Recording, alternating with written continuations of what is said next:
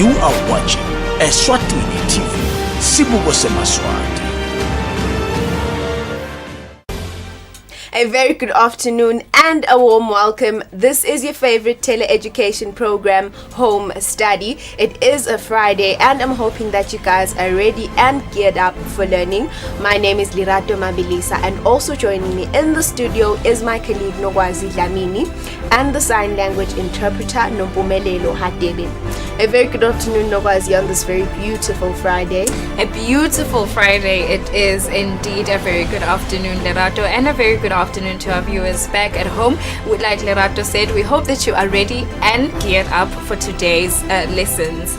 So this is what today looks like for you guys. Sorry about that.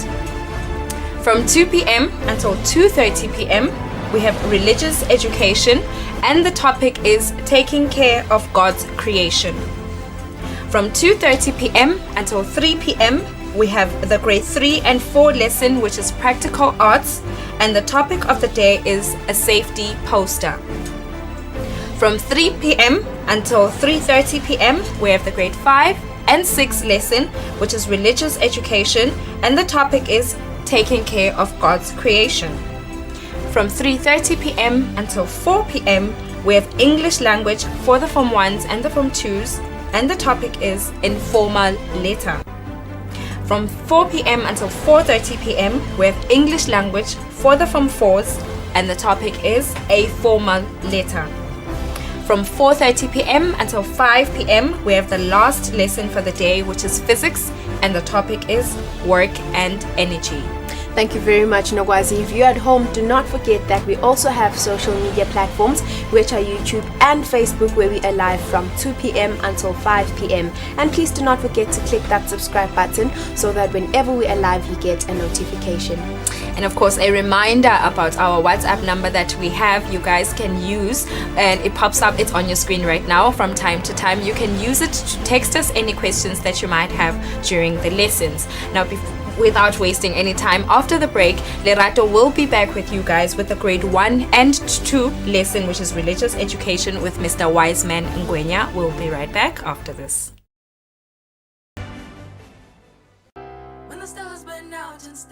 This week on Eswatini Lifestyle, we choose La Lulu on our Swazi YouTuber. Hi guys, what's up you guys? Welcome back to my YouTube channel. This is again your favorite Swati YouTuber, La Lulu. Lunga sits down with the tenderness.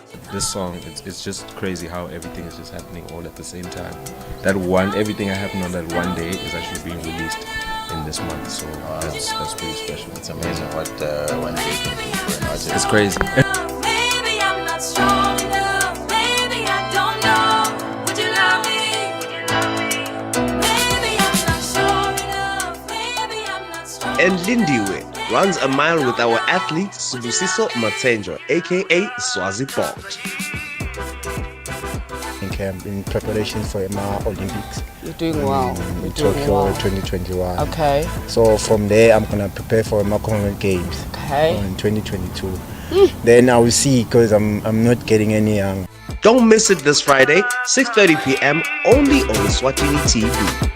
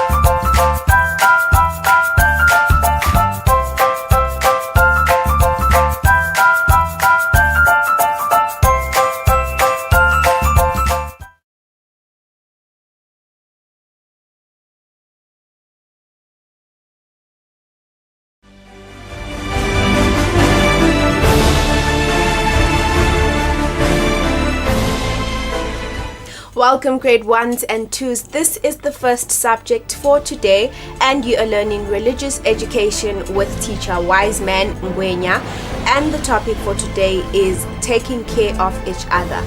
My name is Lerato Mabilisa, and also joining me in the studio is the sign language interpreter Nomcebo Dlamini. A very good afternoon, Mr. Wiseman. How are you today? Yes, afternoon, Lerato. How are you? I'm alright. How are you? I'm good. Okay. Yeah. So, what is today's topic and what would you expect the viewer to have learned by the end of this lesson? Okay, today's topic is about caring for God's creation. Caring for God's creation. And by the end of the lesson, I expect the learner to list things that were created by God. I also expect the learner to state ways on how to take care of God's creation. I also expect the learner to sing a song on nature. Yes, learners are going to sing a song on nature. Oh, okay. It sounds like it's going to be a very interesting lesson today, and I'm hoping that the grade 1s and 2s are looking forward to today's lesson. All right. Yeah. Without wasting any time, please begin your lesson, sir. Okay, thank you, Lerato. Okay, dear learner, today we are looking at caring for God's creation. So as we start our lesson, I'd like you, dear learner, to have your pencil and a piece of paper or a notebook where you are going to write, because as we continue with our lesson, I will ask some questions and you will have to write down. All right, so we are looking at caring for God's creation. So as I said, dear learner, by the end of this lesson, I expect you to list things that were created by God. You are going to list things that were created by God. You are also going to list at least 3 ways on how to take care of God's creation. And then you are also going to sing a song of nature. Okay, and also you will mention at least 3 things which we benefit from God's creation. Okay, so dear learner, I want to believe you are thinking, why are we talking about caring for God's creation? So this lesson will help you, dear learner, to appreciate God's creation and also respect what God created. Okay, you will appreciate God's creation. So, dear learner, there will be words that we'll be using throughout our lesson. So these are the key words of the lesson. So the first word is create. Can we read the word together?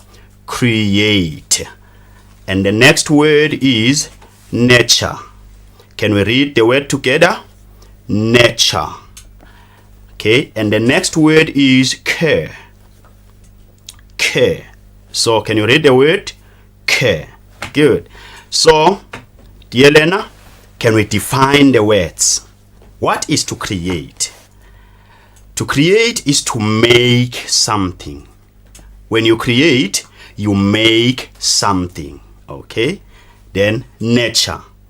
Nature is all the things that God created. All the things that God created, we call them nature.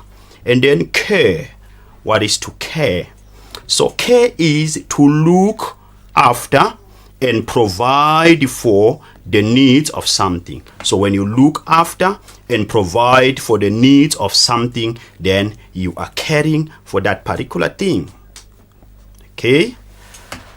Now, dear learner, in our last lesson, we were talking about God taking care of nature. God taking care of nature. I hope you still remember that lesson. Now, what did we say God does in taking care of nature? What does God do to show that he cares about the things that he created? Okay, I hope you still remember that we said God provides food for the things that he created. He provides the air that we breathe in is provided by God to show that he cares for what he made. And then he provides also water. So now during the time of COVID-19, we are able to wash our hands because God provides water for us, showing that he cares for all that he created. He also provides light. Right now we are able to see one another at home because God has provided light. So we are able to see one another. Now, because God takes care of all that he created, so dear Lena, we should also care for what God created. That is why in our today's lesson we are looking at caring for God's creation. Okay? Caring for God's creation. Now, dear Lena, can you look at this picture? Can you look at this picture? Okay. What can you see in this picture? For me, I can see people there. Okay? I can see some beautiful plants. Okay? And there are animals there. The giraffe. There is an elephant there. There is water over there. Okay? And there are some water animals there. You can see them. Huh? So there is also the moon up there. You can see it. Okay? So these are all the things that God created. These are all the things that God created. So in our Bibles, in Genesis 1, the Bible teaches us that God created the heavens and the earth in the beginning. Okay? He created light. He created the sky. He created land. He created plants. He created the sun, the moon, the stars, flying and sea animals. He created land animals. And then on the last day of creation, he created people. Okay, so these are all the things that God created. These are all the things that God made. So all the things that God created, we call them God's creation. Okay, right. Now, dear Lena, again, according to the Holy Bible, in Genesis chapter 1, verse 28, God put people in charge of creation. After he has created everything, then he made people to be in charge. What does that mean? So God made people to be above the things that he created. So now, when God made people to be in charge, this means that we should respect what God created and we should appreciate it. So how do we do that? So we must take care of it. Okay? We should take care of all that God created. Okay, look at this picture now. With me here, I have Sipho under the tree there, and I have Petsile this side. Okay? What is Sipho doing here? Can you think about that? Sipho is standing under that big tree. And what is he doing? He is looking after his goats there. They are feeding. He wants to make sure that they enjoy the grass while they feed there. And there is nothing that can harm the goats. No dangerous animals can just come and harm the goats. Can you think of a dangerous animal that can come? We can have a lion. It can come and eat the goats. So that's not a good thing. So he's looking after them. And look at Petsile there. What is she doing? She's picking up papers. Why? She wants to make sure that the land is so clean. There is nothing that makes the grass to be so dirty there. So he is taking care of the land.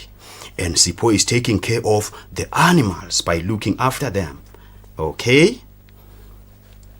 Now, dear Lena, again in the Bible, in Psalms 148, verses 8 and 9.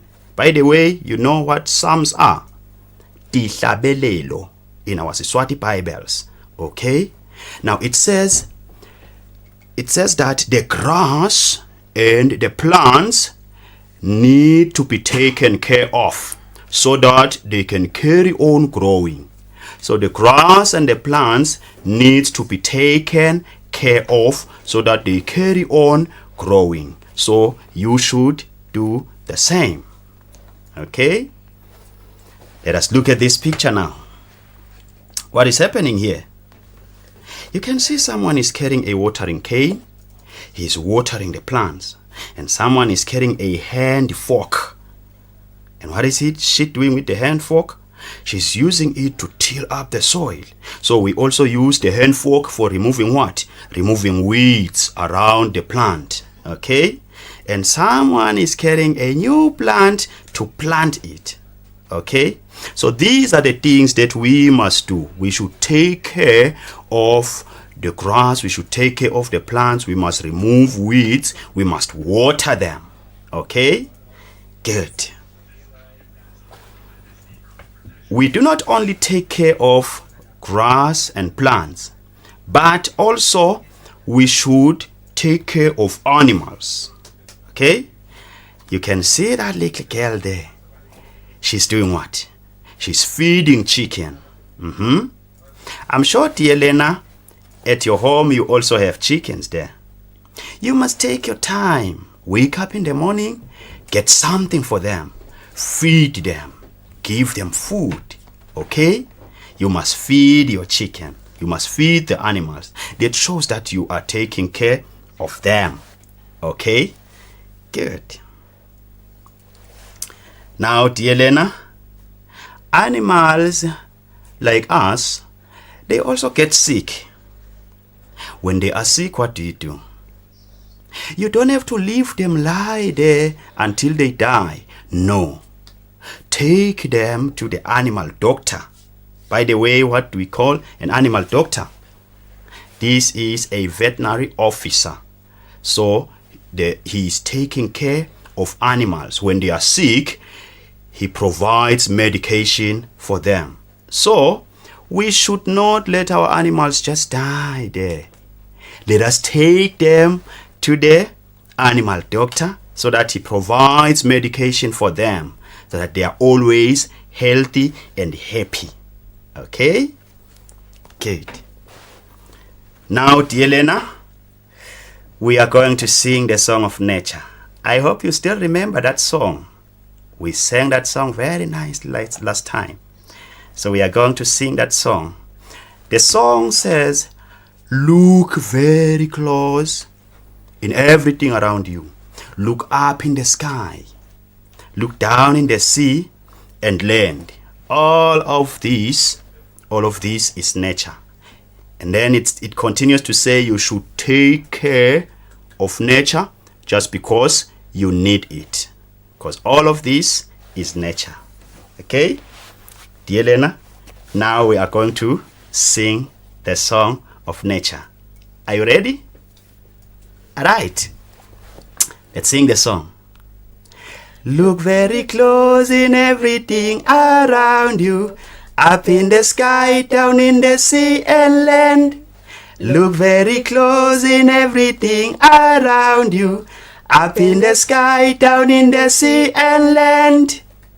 All of this is nature. Look very close in everything around you. Up in the sky, down in the sea and land. Look very close in everything around you. Up in the sky, down in the sea and land. All of this is nature. Take care of nature just because you need it. Take care of nature just because you need it. All of this is nature. Okay, dear Lena, I hope you were singing along with me. And I hope you enjoyed the song. Thank you so much, Lerato, for singing along with us. Now the song says, look very close in everything around you. Look up in the sky, look down in the sea and on land. All of this is nature. All of the things that you see around, it's nature. When you look up in the sky, when you look down in the sea, and when you look at land, all the things that you see is nature. So, dear Lena, you must take care of all that. Why? Because you need it. Okay? Right. Now, dear Lena, there are things that we get from what God created. That is why we are saying you should take care of God's creation, because there are things that we get from what God created. Okay? So from plants, what do we get? Can you think about it? Okay, from plants we get the air that we breathe.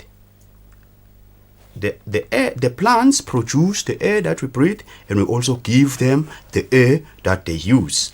So also from plants we get shade. Okay? And some plants provide us with food in the form of fruits. And we also get medicine from plants. Okay?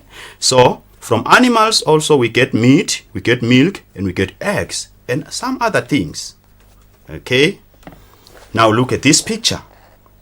What is happening over there? I hope you can see those little girls. They are enjoying, they are playing there under the tree. Were they going to be able to play outside when it was very hot? No, they wouldn't. So they are able to play under the shade of the tree. So when you take care of the plants, you are going to get good shade. So you will be able to play. Okay? And also, look at this picture. When you take care of these plants, you are going to get those nice fruits. Can you see them? They are so beautiful. So you should take care of the trees, water them, fork around them, and then you are going to get those good fruits. Okay? Look at Keto there. What is she doing? What is he doing? He is trying to fetch a pawpaw from a tree. So if you take care of that tree, you will get those nice fruits and you will enjoy them. Okay? Let's move on to the next. Look at this one now. I'm sure some of you, they only see milk from the refrigerator. But milk does not just come from that refrigerator. It comes from cows. So when you take care of your cows, you make sure they feed well, so they produce milk. So we get milk from the cows. Okay?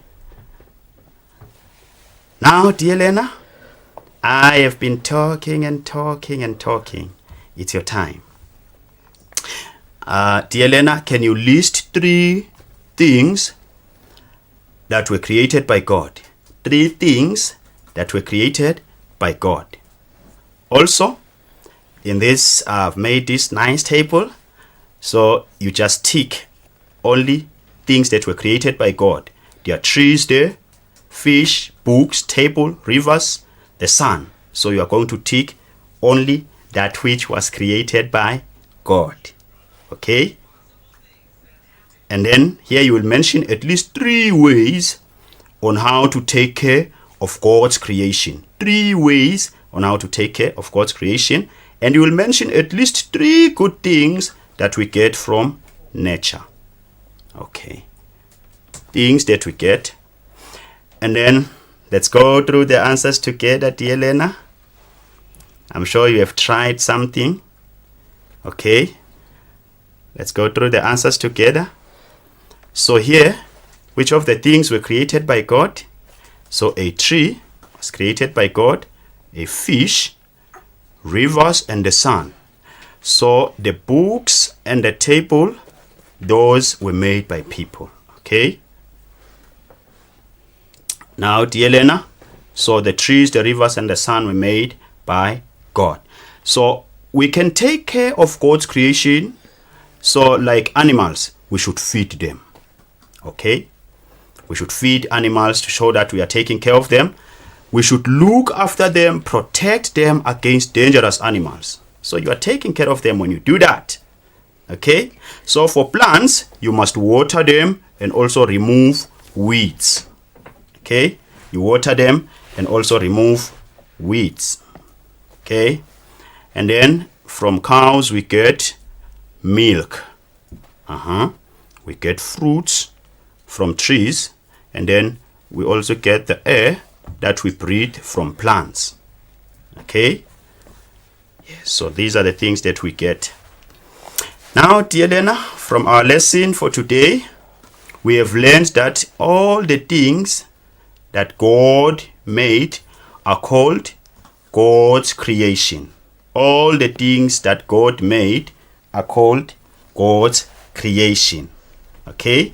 We also have learned that we should take care of all of God's creation, because there are many good things that we get from it. So when we take care of God's creation, there will be those good things that we are going to get from them. So dear Lena, make sure you take care of all that God created.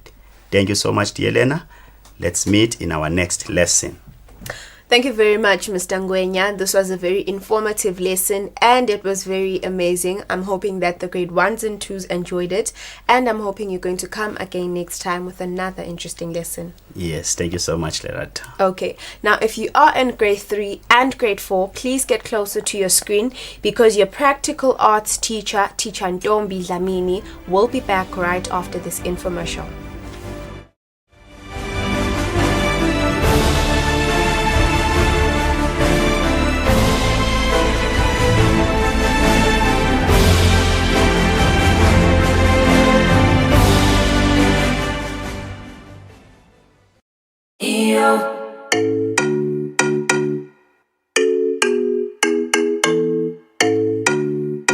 Your favorite music show is back.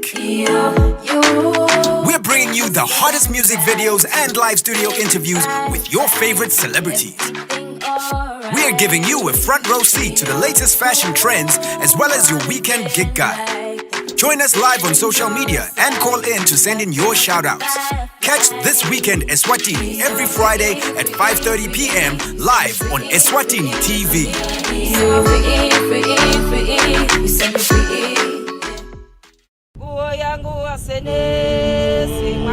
Sinibusele maswati lamahle kanye nabo bonke bazalwane eveni laseSwatini.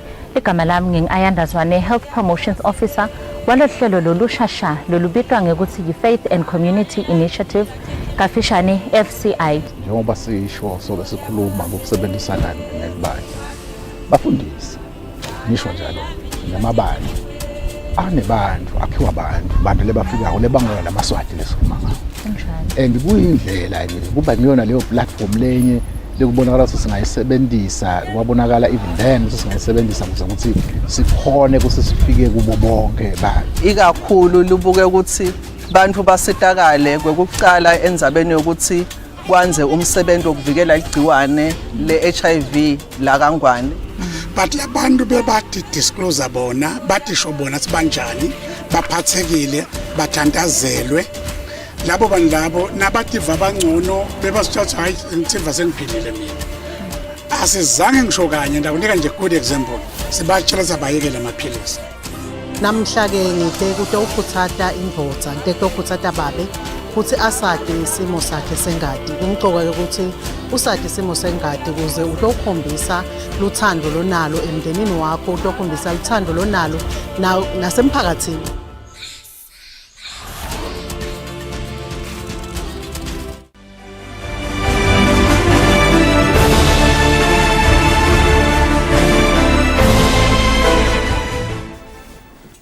Welcome grade 3s and 4s. This is the second subject for today and you are learning practical arts with teacher Ntombi Dlamini, and the topic for today is safety poster.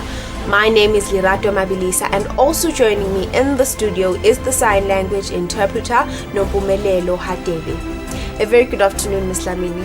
Good afternoon, Lerato. How are you today? I'm fine. How are you, sis? I'm alright. So today's topic is safety poster. Yes. What do you expect the grade 3s and 4s to have learned by the end of this lesson? By the end of the lesson, my dear grade 3 learner at home, you should be able to explain the purpose that a safety poster serves, and you should be able to make a safety poster. Okay, without wasting any time, please begin your lesson. Greetings to you, my dear grade 3 learner at home. With you today is Miss Dlamini, and I'm taking you for practical art. Get yourself, may you please get yourself a, sorry about that. Get yourself a practical art workbook, coloring pencils or crayons, pencil, ruler, and an eraser. In this lesson, my grade 3 learner, this lesson will enable you to draw and send a message through a poster. My dear learner at home, in our last lesson, you learned about primary colors. May you turn to page 61 of your workbook. You learned about primary colors. And we said primary colors are the colors that we mix together to make other colors. And these colors are red, yellow, and blue. So these 3 colors are primary colors. You also learned about secondary colors. We said secondary colors are the colors that we mix 2 primary colors to get them. So these colors are orange, purple, and green. And I gave you a homework, my dear grade 3. I said you should work on the page 61 of your workbook. So what color do we get when we mix red and yellow?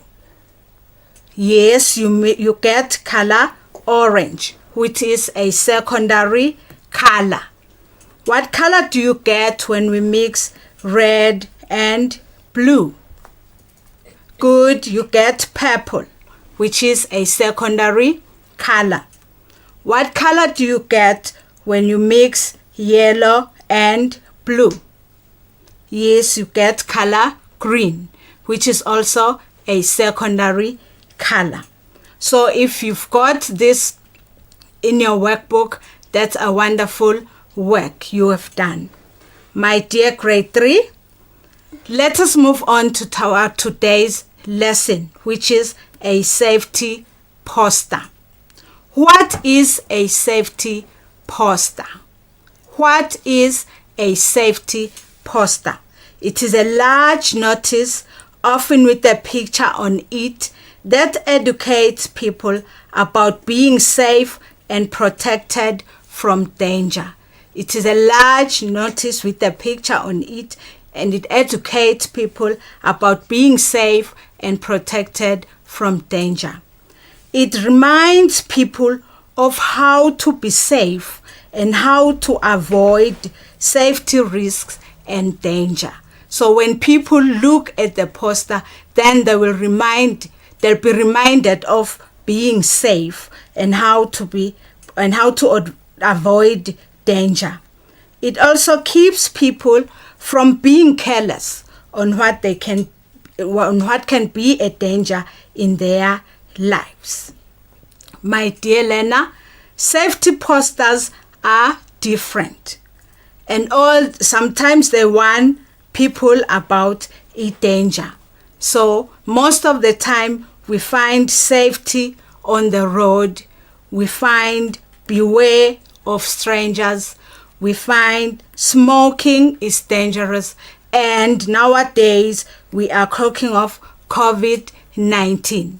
All over the place you find posters about COVID-19. That's why today we shall make a safety poster on the COVID-19 pandemic, because it is what is happening in the whole world. Then a good safety poster must have a boundary. A good safety poster must have a boundary. What is a boundary? It's the limits or the ages of something. And this safety poster must be colorful. It must be colorful. In our previous lesson, you learned about colors. So it should be written in bold letters that can be read easily. It should be written in bold letters that can be read easily. It should have a picture that gives the intended message, so that even if you cannot read, but looking at the picture, then you will get the message of what the poster is saying to you. It should be placed where people can see it clearly from afar, and it should be simple without much text. So when we are making the good poster, it should have a boundary, it should be colorful, it should be written in bold letters, it should have a picture, and then it should be simple as well. My dear learner at home, what do you know about COVID-19? What is it that you know about COVID-19? Oh yes, you know that you have to cover your mouth when you're coughing. You also know that you should always wash your hands with soap and running water. You wash your hands with soap and running water. You also know that you should wear a mask at all times, and you know that you should use a sanitizer. My dear learner, the effects about COVID-19. It is a disease that is caused by a virus that attacks the lungs. It causes a person to have difficulty in breathing. It is true that it has killed many people in the world, and we still have no cure for COVID-19. Many people have, however, recovered, but some are still infected. Some have died, some have recovered, and we still have some that are still infected. That is why you have to take proper precautions to prevent the spread of COVID-19. How then can we prevent the spread of COVID-19? Now that COVID-19, we know that it kills. So we have to cover our mouth and nose with tissue when coughing or sneezing. Then you throw the used tissue in the dustbin immediately. So you cover your mouth, your nose with tissue when coughing or sneezing, and throw the used tissue in the dustbin immediately. In case you don't have a dustbin at that time, you can use a plastic bag to put that used tissue. You can also use the inside of the elbow when you don't have tissue at that time. My dear learner, what do you see? Oh, you see someone sneezing or coughing. You also see a dustbin. You also see someone coughing in the inside of the elbow. And this one, you see this person washing hands. So when you cough or sneeze, you cover the mouth and the nose with a tissue. And then you take that used tissue, you put it in the bin. So if the bin is not available, you can put it in a plastic bag and you throw it away after some time. So you cough in the inside of the elbow, and then you have to wash your hands with soap and water, and you dry them thoroughly. Secondly, we know that we always put on our masks. We have to cover our nose and the mouth. You don't have to put it under the mouth. You have to put it on, it should cover the nose and the mouth. And you must not share the masks. If your friend says he doesn't have a mask, you are not supposed to give it to your friend. You must not touch it once it is on your face. And you remove a mask by the straps. You don't just remove it anyhow, but you use the straps to remove it. If it is wet, you just put a clean one. You don't have to stay with a mask for the whole day. So you must not cough into the mask. Instead, you use a tissue or the inside of the elbow. Wow. What can you see? What can you see? Yes, it's someone wearing a mask. How is that person wearing the mask? Is it the good way of wearing it? Yes, because it is covering the nose and the mouth. So you have to put a mask so that it covers the nose and the mouth. Make sure it fits correctly. Then when you remove it, you just pull the straps to remove the mask. My dear Lena, you also know about social distancing. You keep a distance of at least 1.5 meters between ourselves and others. 1.5 meters between ourselves and others. So even if you are playing with your friends, maintain the distance. Don't be too close to one another. These two are showing us that there is social distancing between them. Here is the 1.5 meters apart. My dearest Lena, I know you will love this one. Hand hygiene. Hygiene is just about cleanliness. How then do we keep our hands clean? First of it all, you have to keep your nails short. Make sure they are short because germs, you can't see germs easily whether they are when they are in your hands. So make sure you keep your nails as short as possible. So you often wash your hands with soap and running water for at least 20 seconds.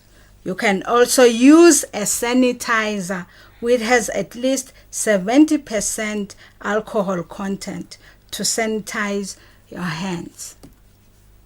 Yes, my dear Lena. How then do you wash your hands? I know you'll say you know how to wash your hands. But today, let's learn the steps of how to wash our hands. Step number 1, you wet your hands. Wet your hands. Remember, we said we use running water. If there is no tap, you can use another container. You wet the hands. You put soap. If it's not the liquid soap, you can use a bar soap like Sunlight. Then you rub the palms. You rub the palms, the inside of the hands. You rub between your fingers. Rub between your fingers. You also rub at the back of your palm. At the back of your palm, you clean your thumb. Clean your thumbs. You rub the back of a finger. You clean the finger tips and nails. You rub over the wrist. Make sure the wrist is washed as well. Then you rinse the hands. You dry using a towel or a paper towel. And then your hands are clean. So you can also use a sanitizer. You can also use a sanitizer. For those of you that have sanitizers at home, you can use them. You apply the sanitizer on your palm. You rub it in your palms. You rub your hands together. You also rub the back of the hand, the fingers and the thumbs as well. Then your hands will be clean. If you are using a sanitizer, make sure it is thoroughly dry. The objects and the surfaces at home. We know we have windows, we know we have doors that we open now and then. So we need to clean and disinfect it frequently touch the objects and surfaces using soap and water or a disinfectant like Dettol, Jig, and Savlon. You can also use a sanitizer to sanitize those surfaces. Like as you can see in this picture, she's sanitizing a door handle using a disinfectant. She also has gloves on the hands with a clean cloth to sanitize. My dear grade 3 learner, you've learned about a safety poster. So now it is your turn to make a good safety poster. Remember, we said a safety poster should have a boundary, and we said a boundary is a line or a line that marks the limit or the edges of something. So you will make this poster colorful. It should have a picture. Remember, the words that you will write there, they should be written in bold letters so that a person can see the poster from afar. So you are going to use the following measures of preventing the spread of COVID-19 to make the poster. So one measure is covering your mouth and nose with tissue when you cough. Covering your mouth and nose with tissue when you cough.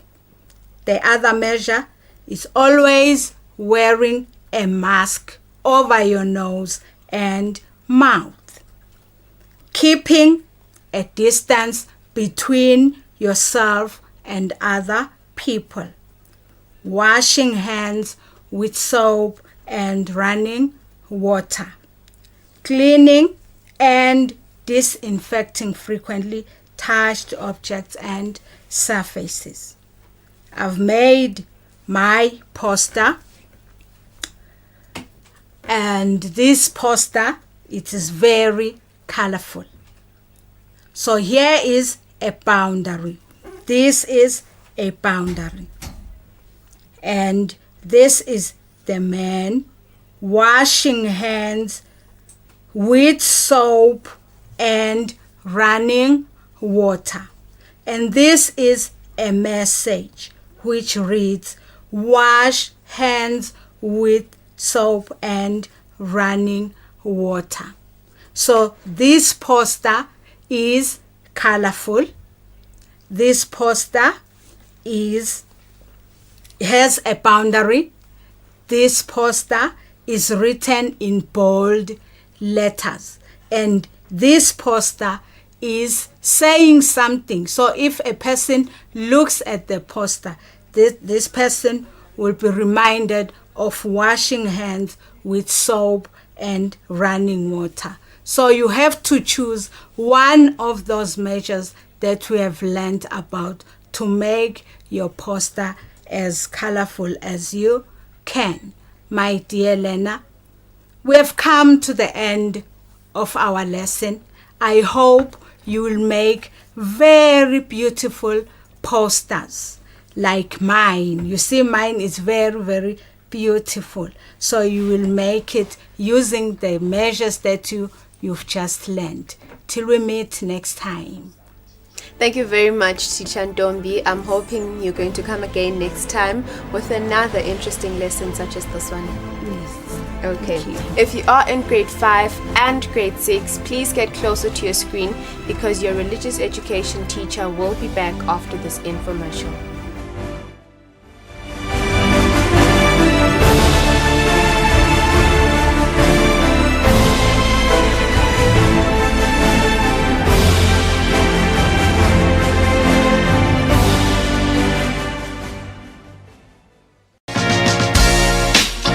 Better Health, Better Life. It's another season on your favorite program, Better Health, Better Life, here on Eswatini TV. Ayinibingelele kunemukele babukele emakhaya kulolu hlelo i-Better Health, Better Life. Lona thulula hlelo ngunokuphila masangana. It's all about our health, our better health today, and our better life tomorrow. In the midst of this global pandemic coronavirus, Better Health, Better Life brings you closer to your health professionals. Ifake emlonyeni wakhe nangabe nje ngidla indlo legcwele amafutha lendlo ngidla so siyakhuthaza ukuthi lala abahlala nalala banashukela abafunde nabo ngaloshukela. Watch out for another fresh season of Better Health, Better Life on Eswatini TV. It's getting bigger and better every season. The season with COVID-19 is a must to watch for everyone in every home. Better Health, Better Life, your gateway to a healthy living.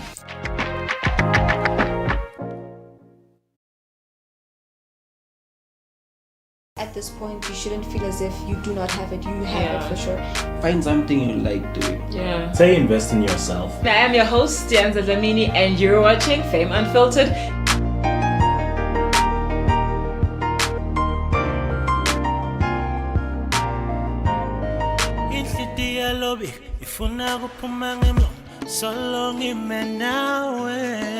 Good night and God bless.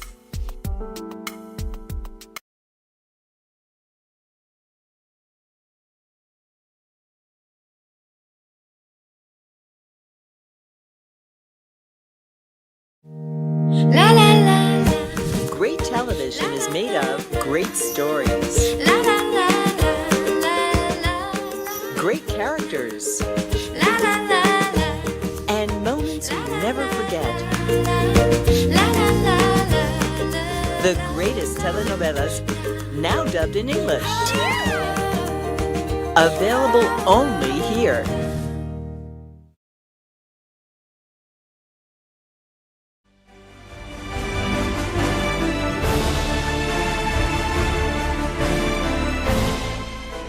Welcome grade 5s and 6s. This is the third lesson for today and you are learning religious education with teacher Mangoba Mkonda. My name is Lirato Mabilisa and also joining me in the studio is the sign language interpreter Nomcebo Dlamini. Your topic for today is taking care of God's creation. A very good afternoon, teacher Mkonda. How are you today? Afternoon Lirato, afternoon to the night home. How are you today? I'm good, how are you? I'm alright. So today's topic is taking care of God's creation. Yes, it's basically why people should take care of God's creation since the last time we looked at the authority over God's creation. Okay, what would you expect them to have learned by the end of the lesson? By the end of this lesson, Lena told me you should have learned on ways on how to take care of God's creation and on why we should take care of God's creation. Those are the two main objectives of our today's lesson. Okay, without wasting any time, please begin your lesson, sir. Okay, thank you, Lerato. Afternoon, Lena Tom, once again. Please, before I commence with my lesson, may you prepare yourselves by having the RSV Bible and having a pen, or anything else to write on before we commence this lesson, because we're going to do a short exercise afterwards. Okay, let us get right into it. Our topic today, just as I've mentioned, is ways in which people take care of God's creation. There are different ways on how we should take care of God's creation. As you can see here in my picture, there are various forms of God's creation. We have plants here, we have animals, we have water, we have the sky. These are the three main forms of creation. Now, moving on, our main objectives are to list the different forms of creation, describe how people can take care of creation, list different forms of creation, describe how people can take care of God's creation. Prerequisite knowledge, how or understanding how learners take care, you learn at home by learners, how you take care of the environment in your surroundings, how you take care of your environment or where you live. There are different ways on which you do, or different things which you do on how to take care of that creation. Keywords which are words which are going to be used regularly as we are moving on with our lesson. First of all, authority, creation, and environment. Let us move on. Let us define these words. Authority is the power to make decisions. When you have the power to make decisions, Usually we have authority. Since God gave us the authority over His creation, therefore we have the power to make decisions on how to use it and on how to take care of it. Creation, the act of creating or the act of bringing the world into ordered existence. God created the world we live in into ordered existence. The environment, that is the area in which something exists or live. Where we live, we call it the environment, since we exist or we live. Be it the plants, the soil, the sky, the water, we classify that as the environment. Rationale, which is the reason behind you having this lesson, to create an understanding to you at home on how we are supposed to take care of your immediate environment, that is plants, animals, and many other forms or things that are created or that are nature, as per the command by God in Genesis 2 verse 15, which says, till it and keep it, work on it and keep it in a right condition as possible. Introduction. Authority is the power to make decisions. That was what we learned in our previous lesson.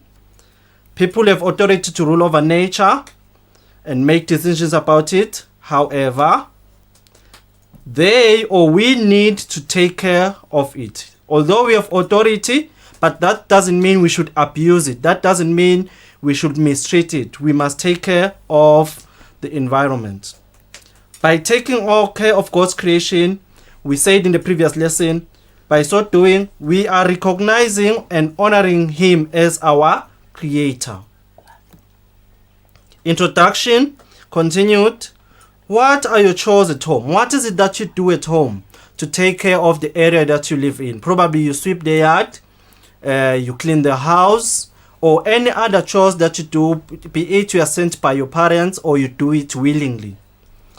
What do other family members do to keep your household or homestead running? There are many other things they do. Probably they water the garden, they take care of the plants, they take care of the animals, and so on. Now, what do you think would happen if everyone just stopped doing these chores, doing this work? No one is sweeping the yard, no one is spilling or getting rid of the rubbish bin, no one is taking care of the animals, no one is doing any cleaning in the house. Probably where you're living, it could be a dirty environment. No one wants to live where it is dirty. We all want to live in a clean area. In today's lesson, therefore, you are going to learn about ways in which people take care of God's creation and exercise their authority in a responsible way. Lena at home, it is important that we look at the different forms of creation.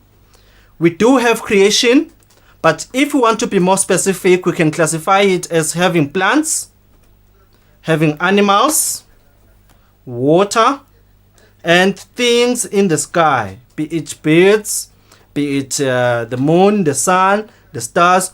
All of that is classified as creation. It was created by God. Ways in which we take care plants as one of the 4 forms of creation. But before that, we should know the importance of plants. Plants provide for our needs in terms of giving us food, shelter, medicine, air to breathe, and firewood. God created different kinds of plants for us to use and take care of. Read what the Holy Bible tells us about plants. Let us read. The Lord God took the man and put him in the Garden of Eden to till it and keep it. When God created the first human beings, He put them in the Garden of Eden. God had created everything from day 1 up to the 5th day, and on the 6th day He created human beings in a clean environment, and which was in that part the Garden of Eden. And he commanded the man to till it, meaning work on the soil so that you can get food, but do keep it in a good condition. Now, people can take care of the plant by, there are many ways you can take care of plants. I may not be exhaustive of everything, but for convenient purposes, I just highlighted these 4. You can even have your own. First of all, taking only what they need from plants. For example, only picking enough herbs or vegetables for their own needs. Do not take unnecessary fruits when you're getting fruits from a mango tree or from an orange tree, and those ones which are not ripe. You take only what you need and leave the rest behind. Not destroying plants unnecessarily. Not cutting down or burning plants or spilling chemicals on plants unnecessarily so. Replanting trees where they have been cut down to avoid disasters such as deforestation and soil erosion. Protecting soils that support plants by preventing erosion. You can see here these 2 children here, these 2 boys here, they are planting this plant, and the community behind, they are helping them. This is how one way on which we can take care of plants. It can be watering them and probably giving them the right minerals they need. Moving on to the second form of creation, ways in which we can take care of animals now. Animals have many uses. God created some animals that could help people with work. For example, donkeys carry heavy loads and can also be used as transport. Some animals are also used as companions for people. For an example, dogs, cats. People must take care of all animals in creation. There are many other uses of animals. Some animals also provide security for us, like dogs. They guard our homes and protect us from danger. Now, the Bible. Remember, we are biblical based. Here in this RE syllabus, we are biblical based. The Bible, what does the Bible say or command us on how to take care of plants? Know well the condition of your flocks. Give attention to your herds. Know your animals and take care of them. That is the book of Proverbs 27 verse 23. Know your condition of flocks, meaning animals. Give attention to your herds. Take care of them. Making sure animals have shelter, food and water. Treating animals by giving them necessary medical attention when they are sick. Conserving wild animals and providing good habitat. Conserving wild animals. Game reserves such as Mlilwane, they help conserve animals. Game reserves such as Hlane, they help to conserve these animals so that they do not go extinct. Stopping or reporting other people who mistreat animals. We do not mistreat animals. Some people may even poach these animals. We must report them immediately so that the law can take care or can take its full course. Here is a girl here taking care of these animals by giving them food, and they are also in an enclosed area so that dangers or predators cannot eat them, so that they cannot be stolen. They are also provided food for. This is one way on which we can take care of animals. The fourth or the third form of creation, things in nature are connected. For example, if there is a drought, the plants will die and the animals that rely on the plants for food will also die. This environment that we live in, or this area creation we live in, it is intertwined, it is interdependent. They need one another. The plants need the animals need the plants. So if you destroy the other one will also be destroyed. The Bible teaches us to take care of our environment. Let us read. 6 years you shall sow your field, 6 years you shall prune your vineyard and gather its fruits.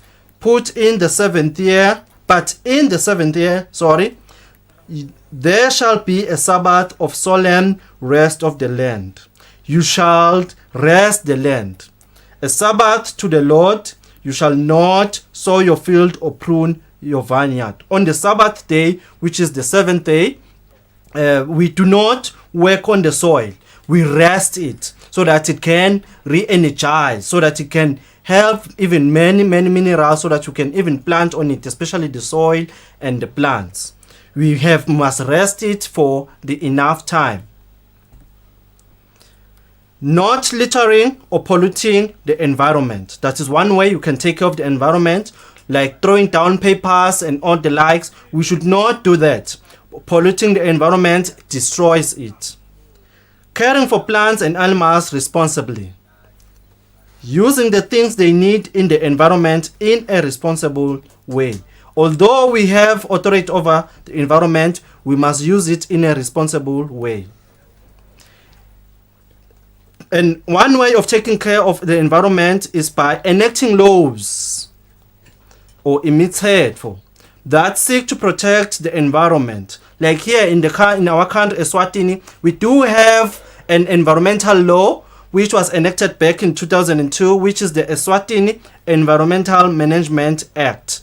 This was enacted by the government as a measure to try and curb down the effects of or the destroying of the natural environment. There are many other laws, not only national laws, but also international laws that seek to protect the environment right across the world. Also, launching campaigns to help educate, having campaigns to help educate people about more ways of taking care of the environment, or sensitizing the society on how to take care of the environment.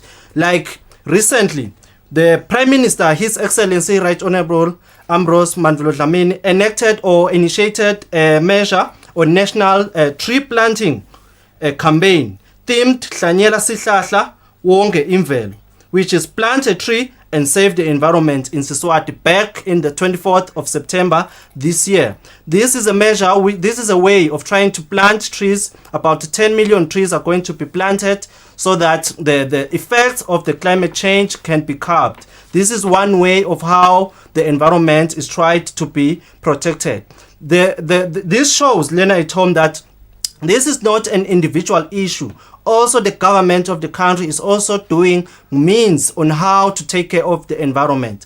This is one way. You can take care of the environment as an individual. We can also take care of the environment as a nation. It is not a one-man job. It is your job as well.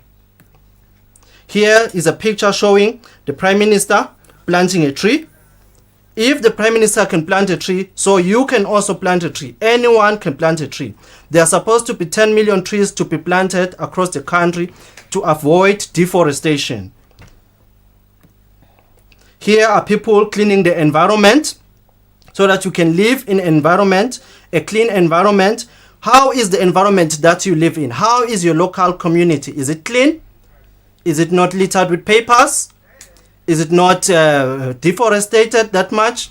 This is one way you can take care of the environment, clean it, go out as a community, clean out the environment so that we live in an environment. By so doing, we are honoring God. We are not honoring individuals, but we are honoring God and glorifying Him on the nature and the creation that He provided for us. Now, Lena Itom, the fun part, the assessment. Question number 1. List the 4 forms of creation. That is 4 marks. Name 3 ways in which people can take care of plants. That is 3 marks. God instructed people to take care of all creation. Do you think people are taking good care of God's creation or not? Support your answer. This is an evaluation question. It is 2 marks. Remember, be biblical based. The first question was, list 4 forms of creation. The answers are plants, animals, water, things in the sky. The second question, name 3 ways in which people can take care of plants. taking only what they need from plants. For example, only picking enough herbs or vegetables for their own needs. Not destroying plants unnecessarily. Replanting trees where they have been cut down. The third and final question was, God instructed people to take care of all creation. Do you think people are taking good care of God's creation or not? Support your answer. You say yes, then you support. You say no, then you support. Yes, people have taken good care of God's creation because laws have been made to try and protect it. Someone else might say, no, people have not taken good care of God's creation because bad human activities such as deforestation, littering, poaching, and pollution are still happening. You must have this term question. No, if you say no, the negative, people have not taken good care of God's creation. You start with this term and then you give your answer. Yes, people have taken good care of God's creation because laws have been made to try and protect it. In conclusion, Lena Tom, we learned that there are 4 forms of creation: water, plants, animals, and things in the sky. God instructed people to take good care or to take care of all creation. People take care of plants by only using what they need, replanting when trees have been cut. People take care of animals by making sure they have enough food, shelter, and water and not harming them. People take care of the environment by making sure that they use the environment responsibly. Lena at home, that is the end of my lesson for today. May I take back everything back to Lerato. Thank you very much, Mr. Mangoba. I'm hoping you're going to come again next time and we'll have another interesting lesson as this one. Thank you, Lerato. Thank you, Lena at home. I hope you learned something from our today's lesson. Till we meet next time. Okay, thank you very much, sir. And thank you to you, grade 5s and 6s, for watching. Now, if you are in Form 1, Form 2, or Form 4, please get closer to your screen because Nogwazi will be presenting the following subjects: English language for Form 1s and 2s, English language for Form 4, and physics for Form 4. We'll be back after this infomercial.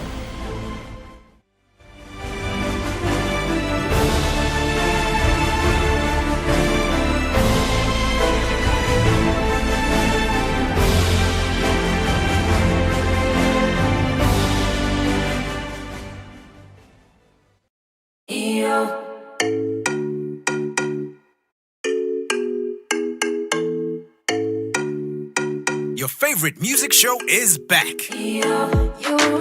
We're bringing you the hottest music videos and live studio interviews with your favorite celebrities. We're giving you a front row seat to the latest fashion trends as well as your weekend gig guide. Join us live on social media and call in to send in your shout-outs. Catch This Weekend Eswatini every Friday at 5:30 p.m. live on Eswatini TV.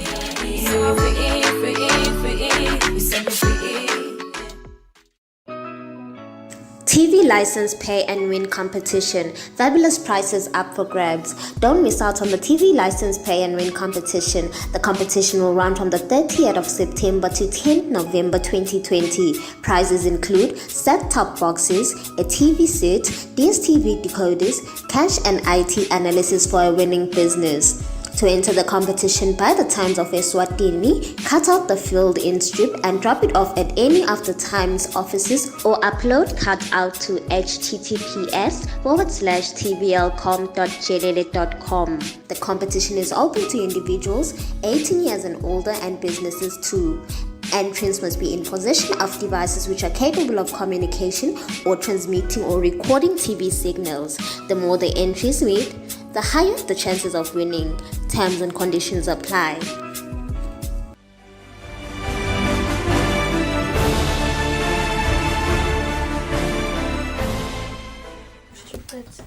A very warm welcome back to Eswatini TV. You are still tuned in to Home Study. My name is Nogwazi Dlamini, and a very good afternoon to you if you have just joined us. My name is Nogwazi Dlamini, like I had said. Right now we are doing English language for the Form 1s and the Form 2s with Doreen Mamba, and the topic is informal later.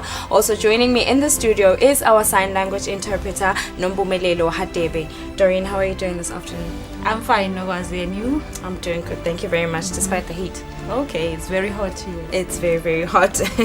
All right, I understand today we're doing informal later, like I had said before. Informal language. Informal language, Yes. not informal later. Not informal. All right, so it's informal language. What are you expecting your Form 1s and your Form 2s to have learned by the end of the lesson? I expect the Form 1s and Form 2s to be able to appreciate an informal language in any written text. Okay. Yes. All right. Thank you very much for that story. In Form 1s and Form 2s, I hope that you are ready for your lesson. And of course, a reminder that we are live right now on YouTube and on Facebook. If you have any questions, please feel free to use our WhatsApp number. Doreen, you may please begin with your lesson. Okay, thank you so much. Dear learner at home, as Nogwazi has just said, today we will be focusing on informal language, which means that we will be appreciating an informal text and highlighting all the informal language that has been used. These are our objectives, dear learner at home. By the end of the lesson, you will be able to explain what informal language is, as well as read an informal text and appreciate the informal language used. Dear learner at home, let us have a quick recap of our previous lesson. In our previous lesson, we discussed about the different elements of style in reading. We said that style is the choice of words used by the writer in the written text.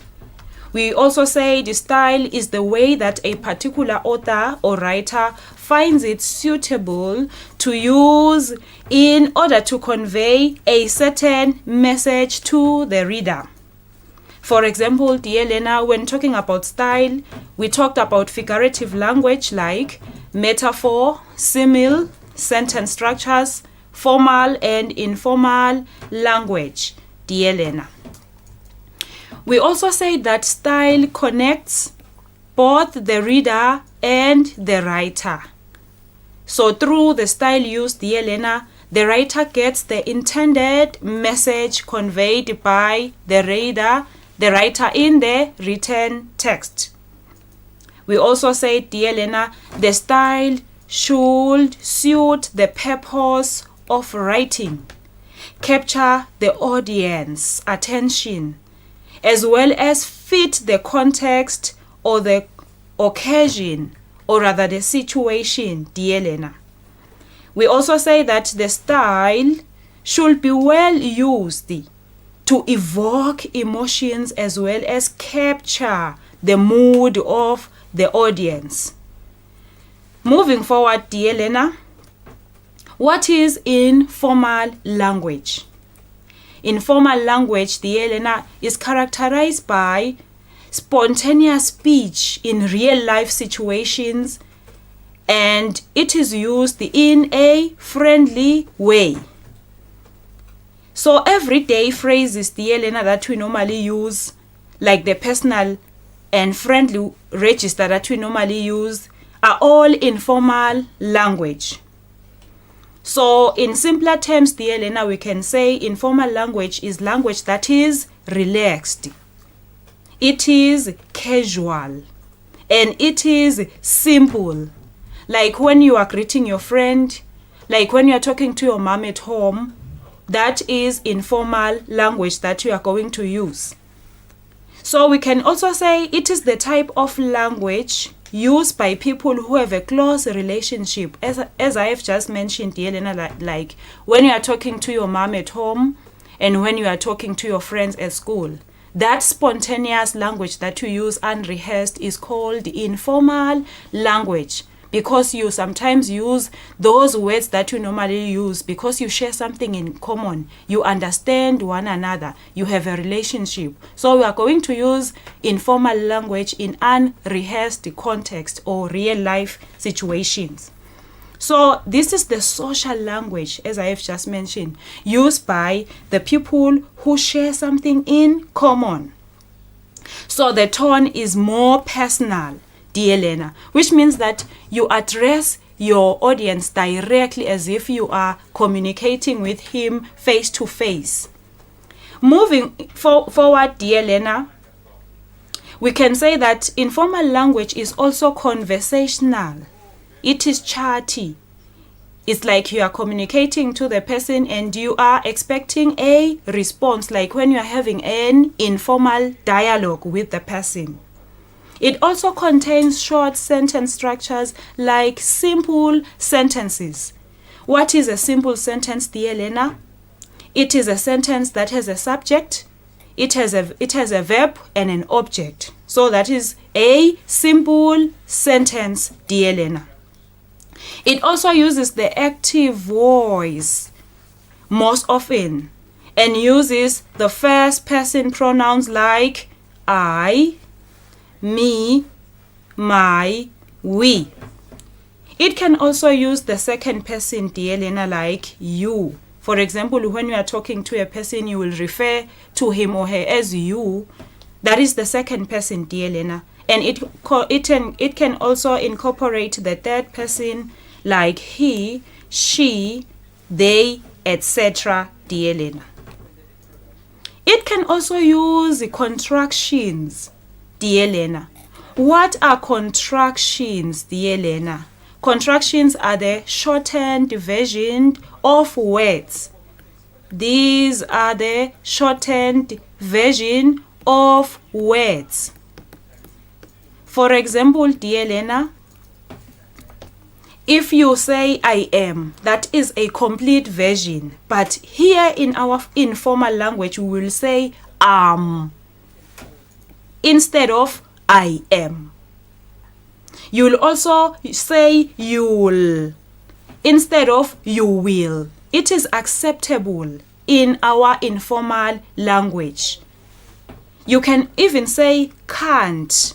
I can't come tomorrow instead of saying I cannot. So it is acceptable, dear Elena, to use contractions. How do we notice that these are contractions? As we have said, dear Elena, that these are shortened version of words. Here there is an apostrophe that is marking our contraction. That indicates that indeed this is a shortened version of a word. But then be careful, dear Elena, about the use of these apostrophe. Sometimes an apostrophe can be used to show possession or ownership. For example, when I say this is Dudu's jacket, there is the apostrophe before the S. That apostrophe should not be confused with the apostrophe that we use in a contraction, dear Elena. I hope you understand. Also, dear Elena, we can also use colloquial language, or we can use colloquialism. What is colloquialism, dear Elena? It is the everyday speech that we use in this informal context. The informal phrases that we normally use, we use them between people who share something in common, something who know one another. So it is acceptable, dear Elena, to call your friend like dude. That is a colloquial language instead of saying friend. You can also say pal instead of saying friend. It is allowed, dear Elena. You can even say cheers. You can even call your friend buddy. You can even say you know. You can even call your brother bro or your friend bro. You can also say guess what? You know what? Wow. Hey. Hi. These are all colloquial terms, dear Elena. So it is allowed in an informal language to use these type of colloquial language because you know each other very well. you are friendly, you share something in common. Be careful, dear learner, as well, even here. Be careful of the overuse of informal language like slang. In as much as informal language is allowed, do not overuse them like including slang. You can never be allowed to say kinda like. Rather say, I am kind of like, not kinda like.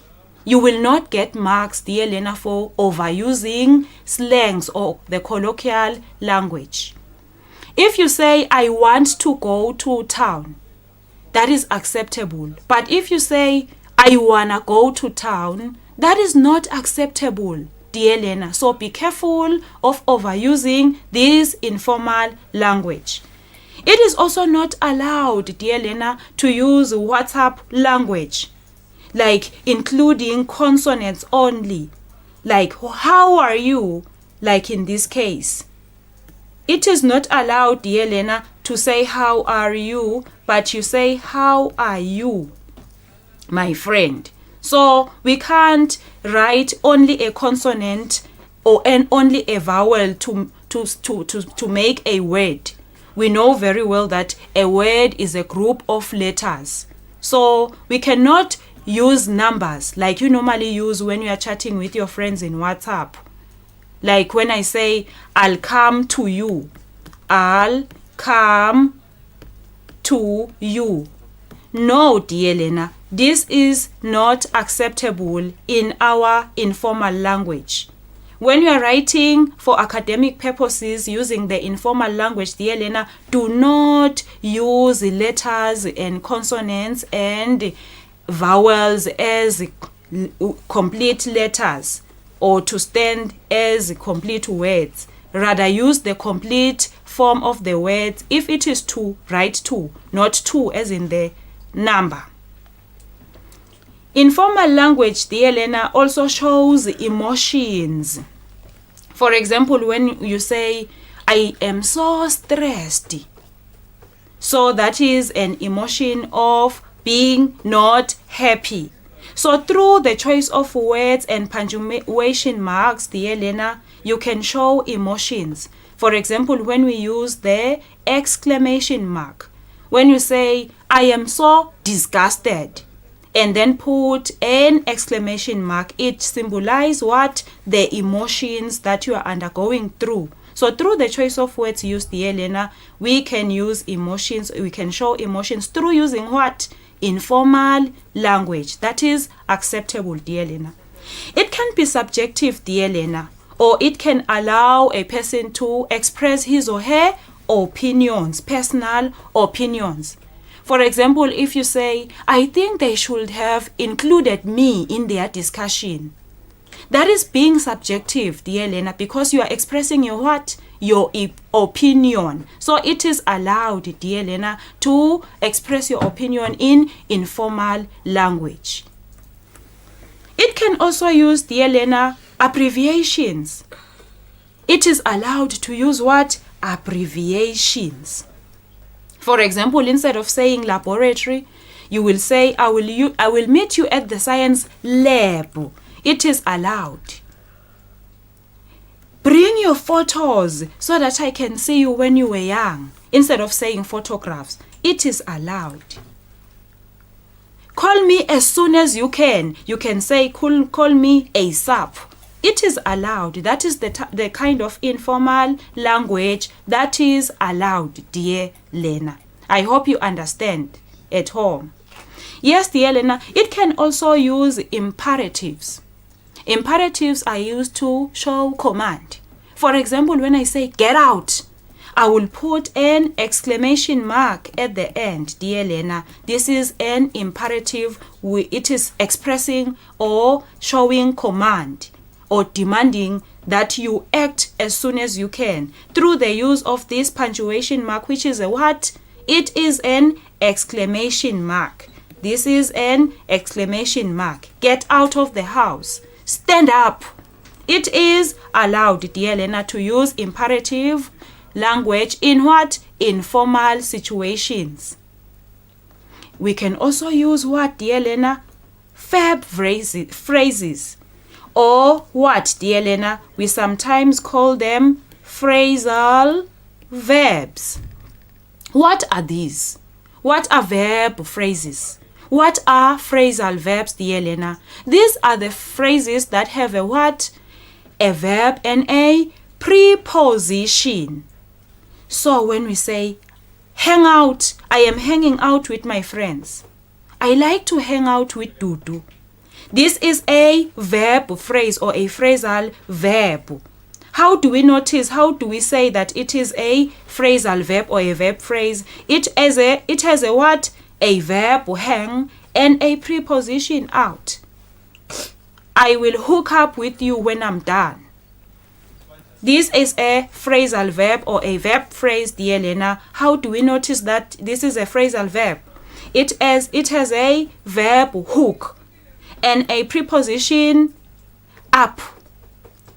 Catch up. I'll catch up with you later on, pal. Yes, it is allowed, dear Lena, to use the phrasal verbs or prepositional phrases. Let's continue, dear Lena. We must have an activity before we part in peace. Read the informal text in the next slide and identify the informal language or register that has been used. What is a register now, dear Lena? A register is the socially acceptable language that is used among people of the same geographical area or something who share something in common. For example, people like school learners like you will understand that you normally say, let's go and hit the library. That is the register, the friendly register that you normally use, dear Lena, because you understand each other as friends. That's the type of language that you use at your school environment. So we call it a register because it is the socially acceptable language that you use, dear Lena. It has to do with the level of the audience that you are communicating with. The register that you will use with your friend, dear Lena, is completely different with the register that you will use with your mother at home. Let's proceed, dear Lena. Here is the written text, the informal text, dear Lena. So our task is to identify or highlight the different informal words or the informal register that has been used here. Let's read together, dear Lena. We will start by reading the entire text and then we will come back to underline as per the task given. Hope you are all concentrating, dear Lena. Lend me an ear, dear Lena. My weekend. This was my freaking weekend indeed. I hooked up with my 2 best buddies to chill out. As usual, we hit the library to read some comic stuff. It was really awesome. What an awesome weekend! Dumi and Zinhle are good fellows to hang out with indeed. They are nothing but a bunch of crazy fellows. That's why I love them. We are always in stitches when we hang out around. This is our way of catching up, I guess. Well, after an hour, we hit the mall like nobody's business. Guess what?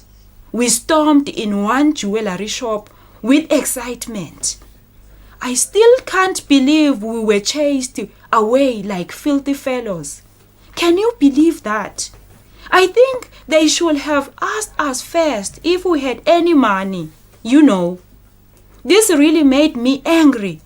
Such a complete turn off. My weekend was spoiled. So, dear Lena, let us go back and try to fulfill the task that has been given to us. We were told that we have to highlight or identify the informal language that has been used in this written text. This is an informal text, by the way, dear Lena, so we have to identify. Let's identify together, dear Lena. Sentence by sentence. I hope you know that Sentences are what, dear Lena? Group of words that have a complete thought. That is a sentence. A group of words that have a meaning. This was my freaking weekend indeed. The word freaking, dear Lena, is an informal word, dear Lena. This is informal. You cannot use it for any audience or for any reader, but you will use it for the type of audience or reader that understands the type of language you normally use together, because you share something in common. You know each other. You understand one another.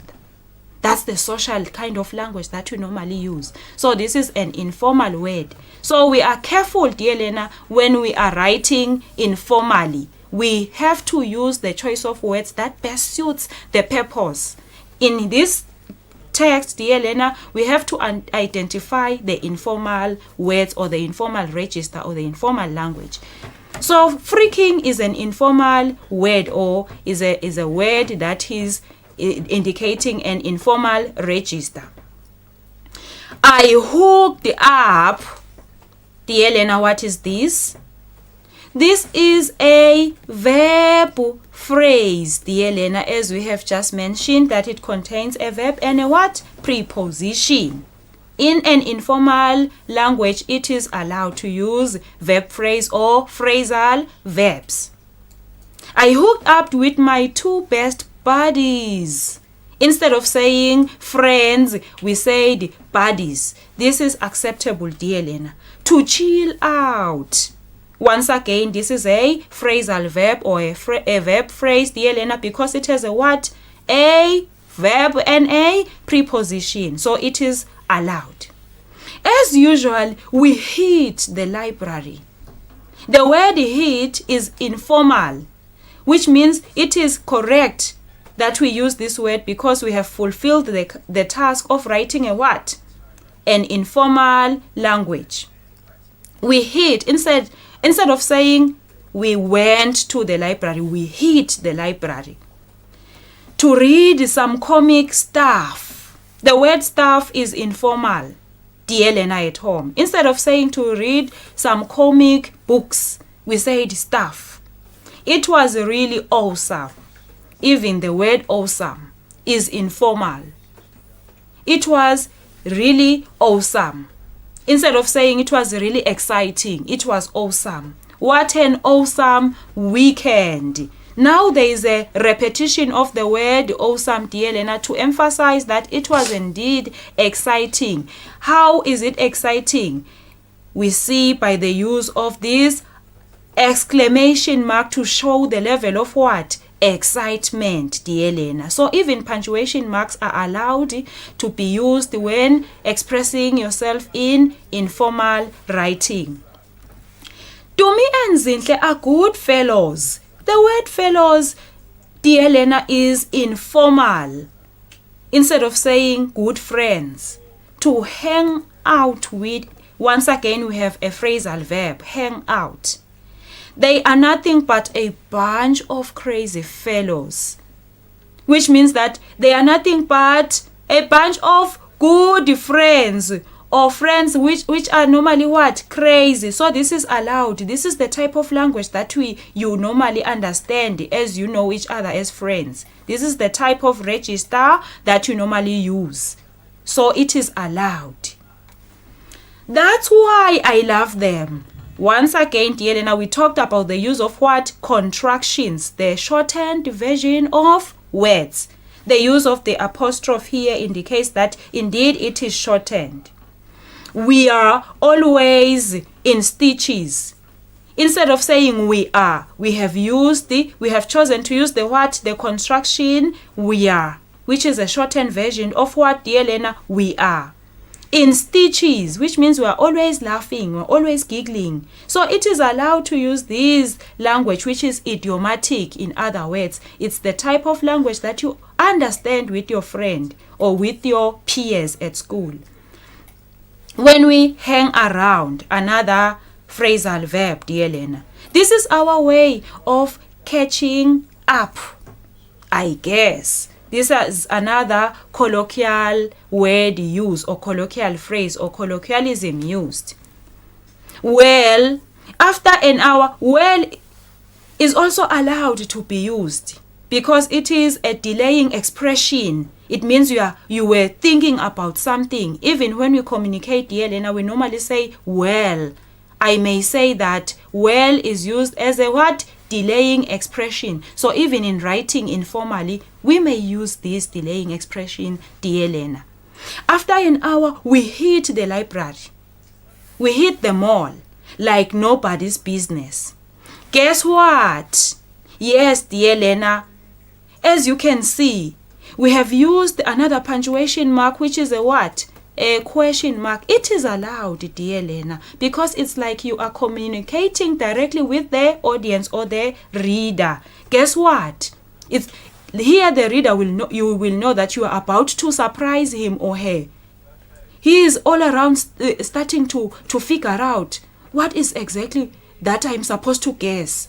We stormed one of the jewelry shop with excitement. We got in with excitement. We stormed. It is allowed because you understand this type of a word with your friends. It is informal. It is informally used in this context. We stormed in one of the jewelry shops with excitement. I still can't believe we were chased away like filthy fellows. There is the use of the construction here. Instead of cannot, we say can't. Fellows meaning friends. Can you believe that? Here it's like you are directly addressing what your reader or your audience, dear Lena, as we have said, that you can be personal or you can personalize. I think they should have asked us first. That is being subjective. It's like you are including your own opinion. It is allowed to express yourself or to state your opinion, dear Lena. You know, this is the use of the word second person, dear Lena. Second person, because we are referring to what here? The audience or the what? The reader. This really made me angry. So this is emotive language. It is emotional because you are expressing your what? Your emotions. It is allowed in informal writing. Such a complete turn off. My weekend was spoiled. This exclamation mark indicates your emotion once again. So, dear Lena, we have looked at style of writing, the informal style. We have also used the informal language as an element of style that the writer uses to convey the message to the reader. We have also looked at a written text and identified the informal language or register that has been used. And we have also said that the context or occasion and the target audience determines the informal register to be used, dear Lena. So next time, dear Lena, in our next topic, in our next lesson, we will be writing a friendly letter. We will be writing an informal letter, because today we were learning about informal language using the informal register. Remember to wash your hands, dear Lena. Remember to keep safe. All the best to you as you listen the other lessons. Nogwazi, what can you say? All I can say is thank you very much for your awesome lesson, Doreen. Okay. We're looking forward to seeing you again, of course. Okay, thank you very much. Thank you so much. Form 4s, please get closer to your screens, because up next is your English language lesson with Forty Mnisi. We will be right back after this.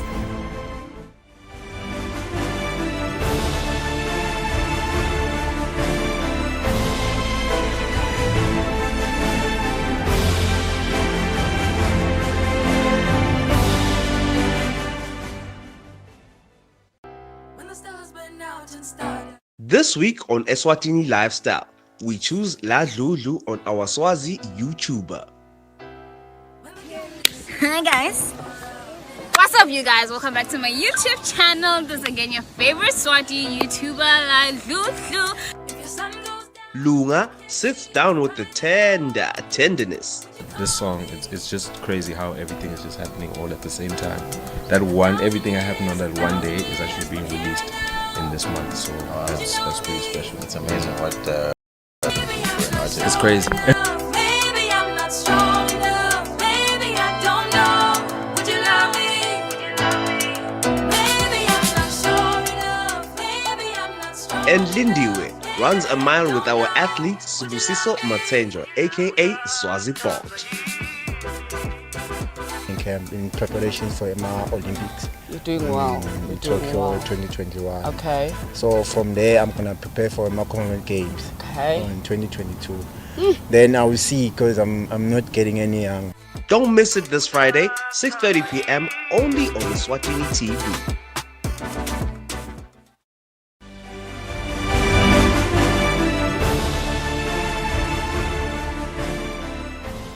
A very warm welcome back to Eswatini TV. You are still tuned in to Home Study. My name is Nogwazi Dlamini, and right now we are doing Form 4 English Language with Futhi Mnisi, who is already with me in the studio.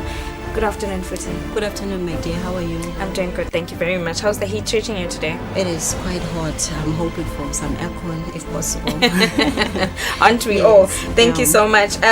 Right now we are doing Form 4 English Language, and the topic today is a formal text. Yes, my dear. What are you expecting your Form 4s to have learned by the end of the lesson? I'm hoping that my dear learner at home should be able to list formal text types, because last time we were talking about informal, that is, it was a diary, so it was an informal text. I'm also expecting my learner at home to describe just the general features of these particular texts, which we say they are actually what they are, formal, okay? And I'm also expecting my learner to read a passage. We'll read it together so that we can then answer specific questions based on the text. All right, thank you so much for that, Futhi. Form 4s, I hope you are ready for your lesson. Futhi, I think you may begin with your lesson. Thank you so much, my dear. And thank you for welcoming me this afternoon. Okay, my dear learner at home, we are talking about types of formal text. Remember last week we talked about a diary, okay? This was informal. And I'm sure maybe you were also sitting in on the lesson that has just been finished, which was talking about informal writing, my dear learner at home. So then it should be able to, that you're able to tune in into formal writing, that is for Form 4s. So when we talk about formal text, my dear learner, we are actually, some examples can actually be narrative text. Remember, this is a story that there's an experience that you are issuing out, that you're giving out to the reader. Remember again last week it was a diary, my dear learner, so it was a sad experience of some sort. The writer was actually feeling so terrible about that holiday over there. So we have narrative texts, which actually fall under formal text. We also have news articles, okay? Some may be in the magazine, some may actually be in the newspaper. We also have business letters, my dear learner, at home, okay? These we refer to as formal letters. And definitely we have formal speeches. Now let me stop. If we have formal speeches, does it actually mean we do have informal speeches? Yes, my dear learner. When you're writing a speech to your peers, that becomes an informal text, okay? So they are formal speeches, and I'm sure right now you are thinking, okay, what is a formal text? Go back to school and remember, every time we've had speech and prize giving days, that is part of a formal speech. We also have reviews, which come under formal text types, and the list is endless, my dear learner at home. So right now, like I was saying, when we actually we have talked about the text types. So what are the features, just some of the features of these texts, my dear learner, because they are formal? The first one, of course, is exactly, you guessed right, formal language. When you talk about formal language, there are no contractions, my dear learner. Okay, no contractions. Again, as the teacher was talking about contractions in informal writing, here we just say it as it is. We don't say it's, but we say it is. We don't say but we say I am. So it is a formal text, formal language. And also, under style, we look at tense. It depends on the text, my dear Lena. Some, especially narratives, may actually be in the past tense because you are narrating a particular story. You are reporting a particular experience to the reader. Some may actually be in the present tense. And some, my dear, may actually just focus on the future tense. Okay, what is going to happen probably tomorrow and the time that we have not lived in. Also, another feature of formal text are sentences, my dear Lena. We use sentences for effect. Let me repeat that.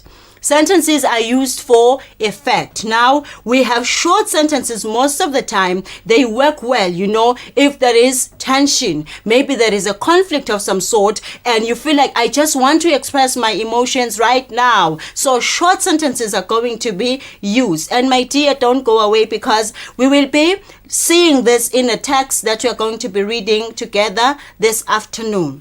We also sometimes have long sentences. These usually, they work well for creating suspense. What is suspense, my dear Lena? This is the anxiety. This is the desire to know as to what is going to happen after I have read a particular story, after I have done something. So this is what we call suspense. It's a feeling that is evoked in the reader as he or she is reading a particular text. Also, the long sentences, they also work for descriptions. Something wants to be described. So if you're describing something, it's going to be elaborate. So you want the picture to be so clear to the reader. So you are going to use long sentences for effect. And then also we talk about a range of appropriate vocabulary.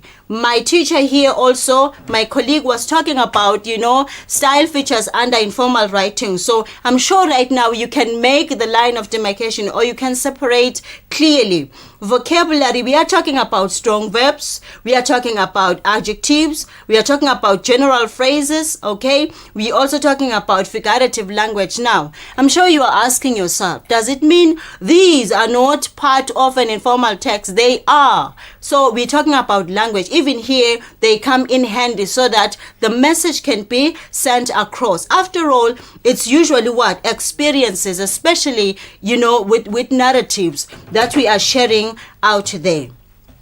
Let's go back together, just maybe in a circle. So we're talking style features. There's formal language, there's tense, sentences, range of appropriate vocabulary, experiences. The list, my dear Lena, is actually endless. We cannot just focus on these. Now, let's move together so that we can actually see if we can pick up these other style features that we actually talked about. Now, as we prepare to read this particular passage, make sure that you wash your hands because now we are going to get ready. Have that pencil with you, my dear Lena, because we are going to read a text. We are also going to annotate this particular text. Okay, thank you. Now, let's go together. Read the following passage about a brewing storm. Of course, we'll answer questions later, my dear. But I want us to start here. Let me emphasize this afternoon that whenever you read something, please pay particular attention to this part, the instruction.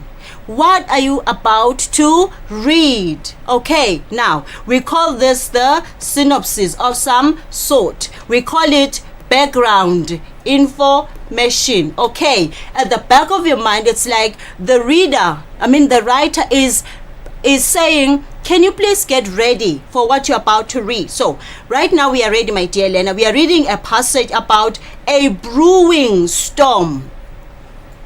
Let's just stop there. A brewing storm. Why should you focus on this one? It's a key word. Now, the passage you are going to read is about a brewing storm. What does that mean? Has the storm begun? No, my dear Len, I'm sure you agree with me. It is brewing. If something is brewing, my dear Len, what does it mean? It is actually approaching. Okay. It is upcoming. It is a storm. We are in the summer season right now. We will be experiencing lots of rain and probably storms, my dear Lana. So the passage you're about to read is about a brewing what? Storm. So now you know, oh, the storm hasn't actually begun, but the storm is about to, probably it is coming. So why is it important that if we read this part, the synopsis, the background information, we are tuning our minds, like I said the other time. We are preparing our minds so that, you know, we think about what we're about to read right now. It is so important, my dear, and never ever just go rush through a text without seeing or without this part. What is it that I'm about to read right now? What is it about? Am I ready emotionally to read this? So you are tuning your mind. You are preparing yourself to say, oh, okay, a storm is brewing. So let's move on, my dear Lena, at home. Maybe before we move on, I'm going to emphasize once again here, you know, the same thing actually happens in listening. Okay, we are told that listen to the following conversation, listen to the following passage about so and so. So why should we pay attention to this aspect even when we are listening? Because we are telling our minds, okay, get ready, we are going to listen to a passage about, for example, spiders. Do I know spiders? Nowazi, do you know any spiders? Yes. Thank you. So when the passage says that, it's a very good response. Now, when the passage says that, already you are saying, okay, I know spiders. I wonder what this passage is going to say. And when you do listen, now you're paying attention. Okay, the part of the type of spiders that I know, actually, are they the ones? Are they going to give me a particular names for them or what? So you get help in that way. So it is imperative, my dear Lena, that we read the particular this aspect before we actually go to the passage. Okay, that is why also in writing you find that maybe it's a narrative, there's going to be a topic over there, because you are saying to the reader, oh, I'm writing a story or I'm writing a descriptive, it's based on this particular topic of some sort, an embarrassing moment, for an example. So the reader then is getting ready to actually, you know, read what was this moment, what was embarrassing about it. So in short, my dear, I can never overemphasize the importance of reading the background information in any text. Let's move on. Let's read this text together. Down the slopes in the houses of Hyper, window sashes began to loosen.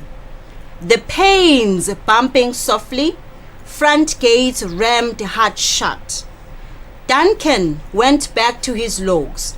Half an hour later, the sky was dense as stone, and the red roof of the big house was thick with gulls, making inland from the sea. At 4, the town was almost dark. The sea was racing in fast, the waves coming down hard and harder on the beach. The huts were almost empty. Nobody had been out all day. Davy Ward fiddled with a fishing net and hovered in his hut doorway, looking at the sky. Coming into the shed where Duncan was putting the saw away, ready for home, Craig said, "It will be rough tonight." We will read this together now. We are trying to pick up style features before we answer questions, my dear Lena. Now, for the first thing is, we said we are reading a passage about a storm. So definitely you're asking yourself, where is the storm taking place? And I'm sure, my dear Lena, you have given out, you have identified the answer. It says in the, you know, this is the specific place in Hyper. Okay, now down the slopes in the houses of Hyper, what is showing that a storm is coming? Now let's look at the language. You know, it is formal language. It says window sashes began to loosen, and I'm sure right now you can visualize a window sash which is actually loosening. The panes bumping softly. All right, they are actually telling us a storm is approaching, a storm is coming. Let's move on. Front gates rammed hard shut. Now, look at the commas that have been used, my dear Lena. Punctuation for effect. The commas, they're actually listing all the things that are happening, suggesting that the storm is coming.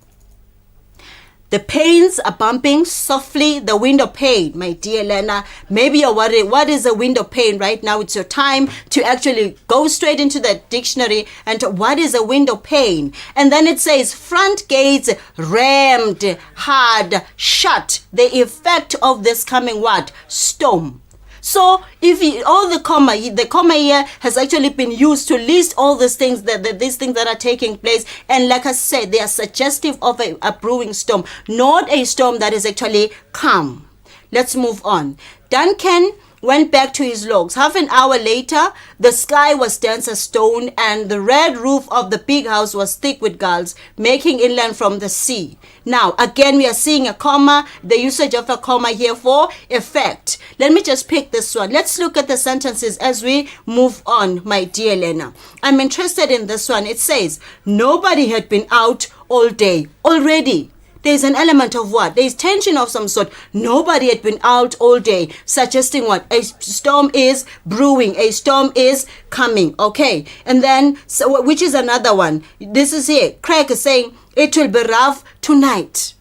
Besides these short sentences, you know why the commas are used, my dear Lena? Kind of like what? Long sentences. What are these long sentences for? Remember, I said we use them for suspense. Is there any suspense created here? Let's go together. In a way, window sashes began to loosen. We are asking ourselves, okay, the way whatever that is happening, the environment is reacting. So what kind of a storm is actually coming, okay, that is going to hit this particular place? All that has been said, the panes bumping, the front gates, you know, and all that, all right? Even the characters, remember, this is actually from fiction, so it's some sort of a story now. Even one of the characters now, just going back to these logs, not to stay there, but you know, just going, then probably you'll see him again, you know, trying to put down something because the storm is actually approaching. And then let's look at this, my dear, and look at this description, which is so powerful right now. Half an hour later, the storm is brewing, but in 30 minutes time, what was happening? The sky was as dense as stone. Okay.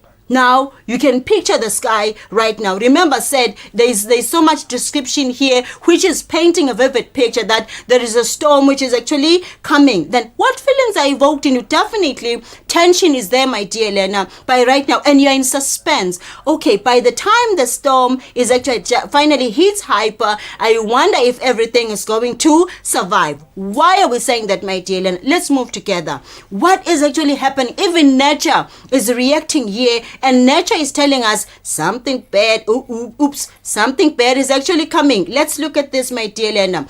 No, and the red roof of the big house was thick with gulls.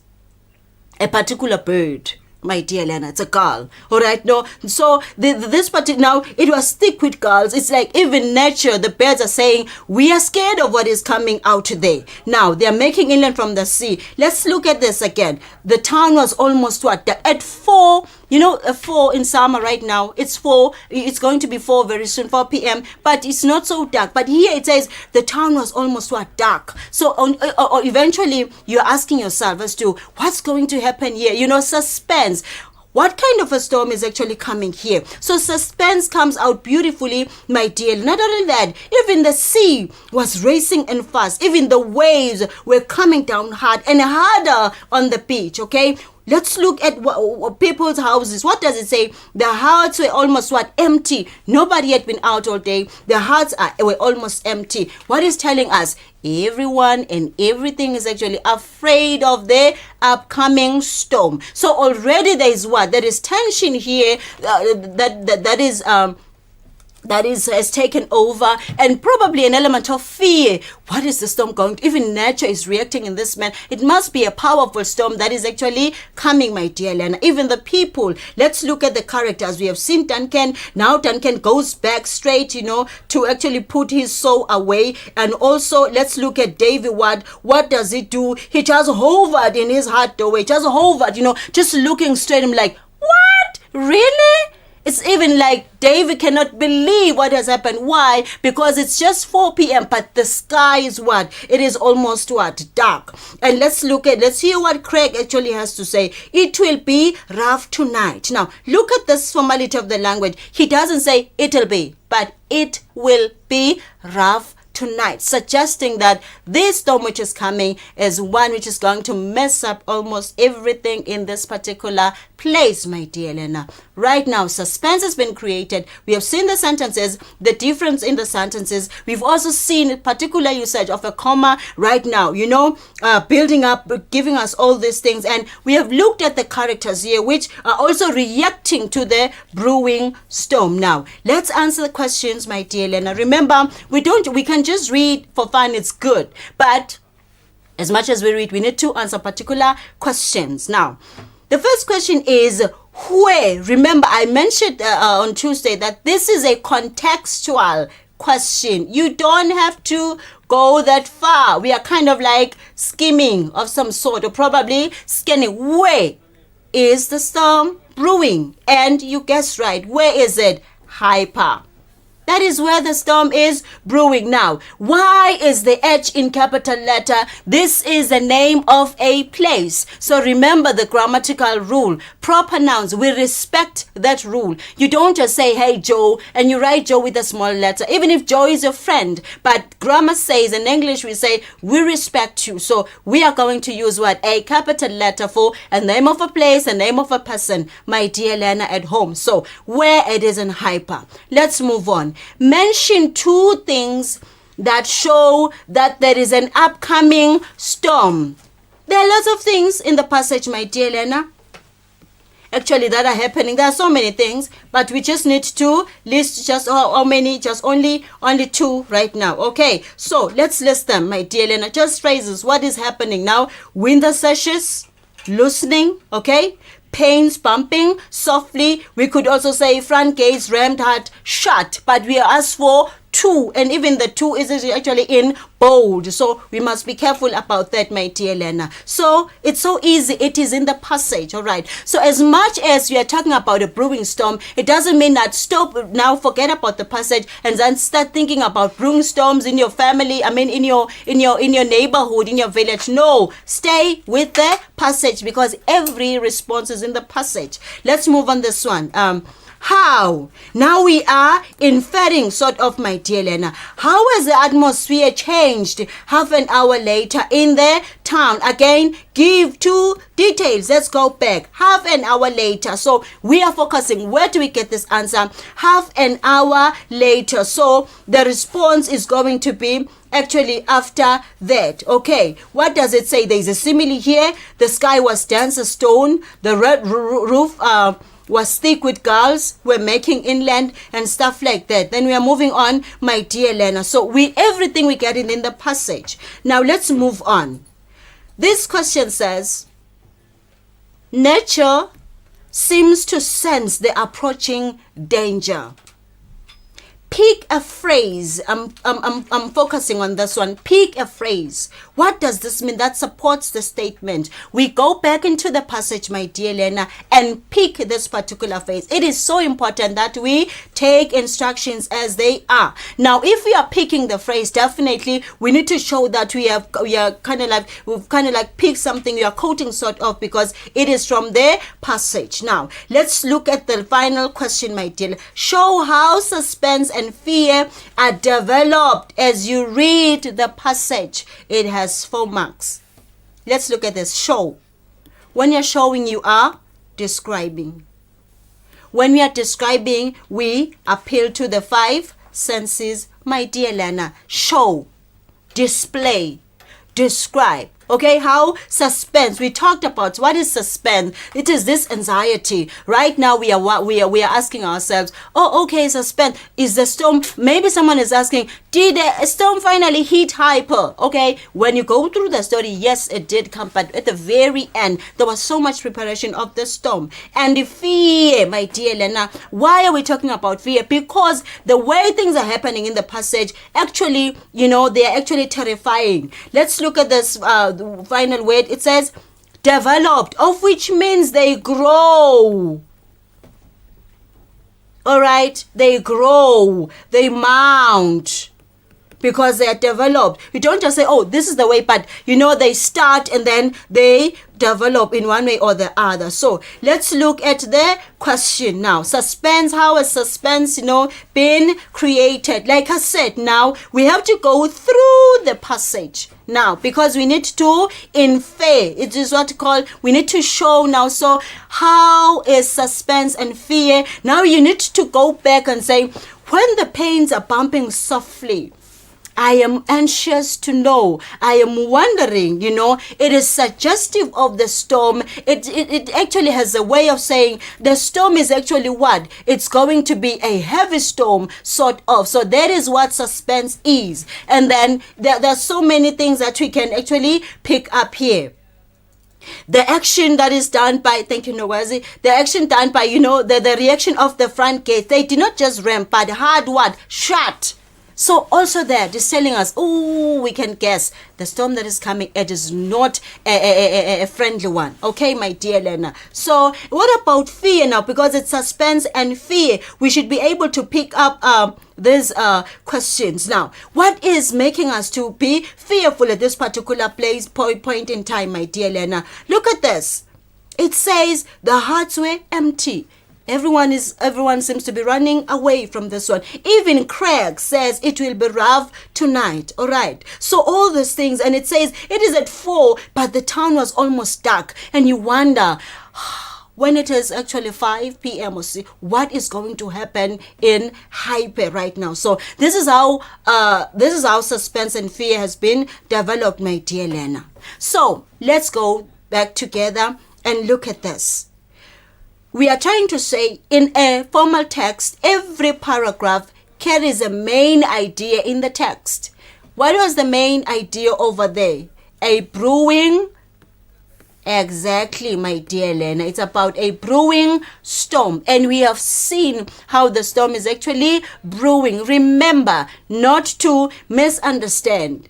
A storm which is actually has hit the ground falling, and one which is brewing. Also, we have seen the usage of characters and the setting to help develop what their story. It is happening in Hyper, and everything is actually for that place. Look at the beach, the reaction of the seagulls, even the waves and stuff like that. We also said, we have seen short sentences at work effectively, for tense moments in the passage that we were doing. We have also seen long sentences. We have actually created suspense. The long sentences that were going along with the commas that we saw the other side. And we have seen these phrases, okay, to create the necessary atmosphere, my dear Lena, at home. So every time that you read a passage, I just want us to say, please pay particular attention to these things, all right? If it's a formal passage, it is imperative that you actually pay attention to the style features of it. What is there that has been used? Be it a persuasive one, which is a formal speech, or any other thing. So, my dear Lena, I hope you have actually gotten some help that is this afternoon with regard to formal writing. Nowazi, would you like to say something? Yes, just to say thank you so much for your lesson, and we're hoping to see you soon, of course, Futi. Thank you. Thank you so much. Form 4s, please do not go anywhere. Up next is your physics lesson with Mr. Peter Ongeri. We will be right back after this.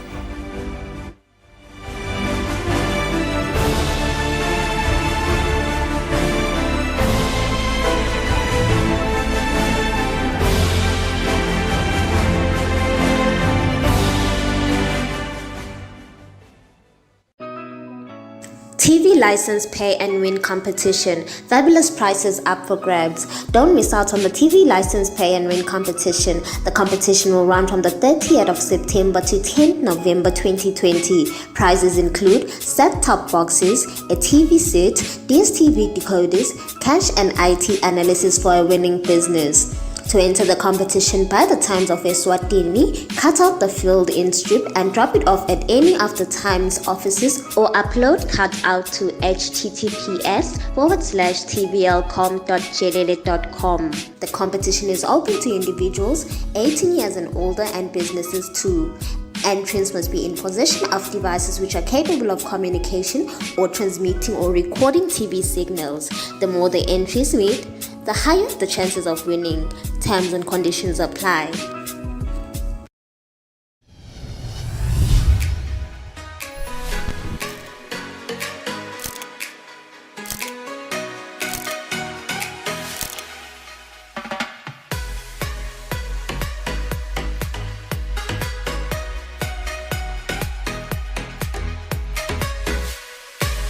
Catch the brightest talent search in the land on Eswatini TV on Sunday at 6 p.m.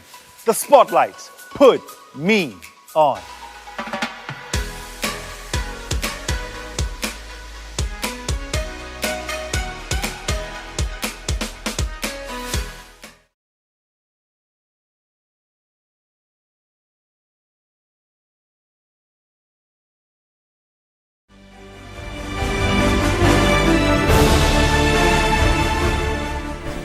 A very warm welcome back to Eswatini TV. You are still tuned in to Home Study. My name is Nogwazi Dlamini. A very good afternoon to you if you have just joined us. Right now we are doing Form 4 Physics with Mr. Peter Ongeri, who is already with me in the studio. How are you doing today, sir? I'm fine, thanks. How are you doing? I'm doing good, thank you very much. How are you finding the heat today? It's too hot. It's very, very hot. Yes. All right, okay. I understand today we're doing work and energy. Yes. What are you expecting your Form 4s to have learned by the end of the lesson?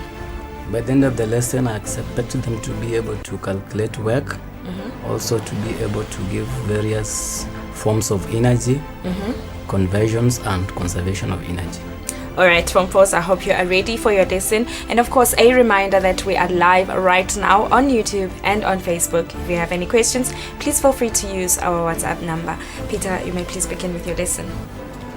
Welcome, dear learners at home, to our today's lesson, work, energy, and power. Before the end of the lesson, at the end of this lesson, there are some of the objectives I would like you to have able to have learned. You should be able to recognize today that work is done against an opposing force. You should be able to recall the formula that we used in calculating of work, that is force times distance. You should also be able to identify different forms of energy and also give examples of conversion and conservation of energy. Without wasting much time, dear learner at home, we are going to look into the introduction.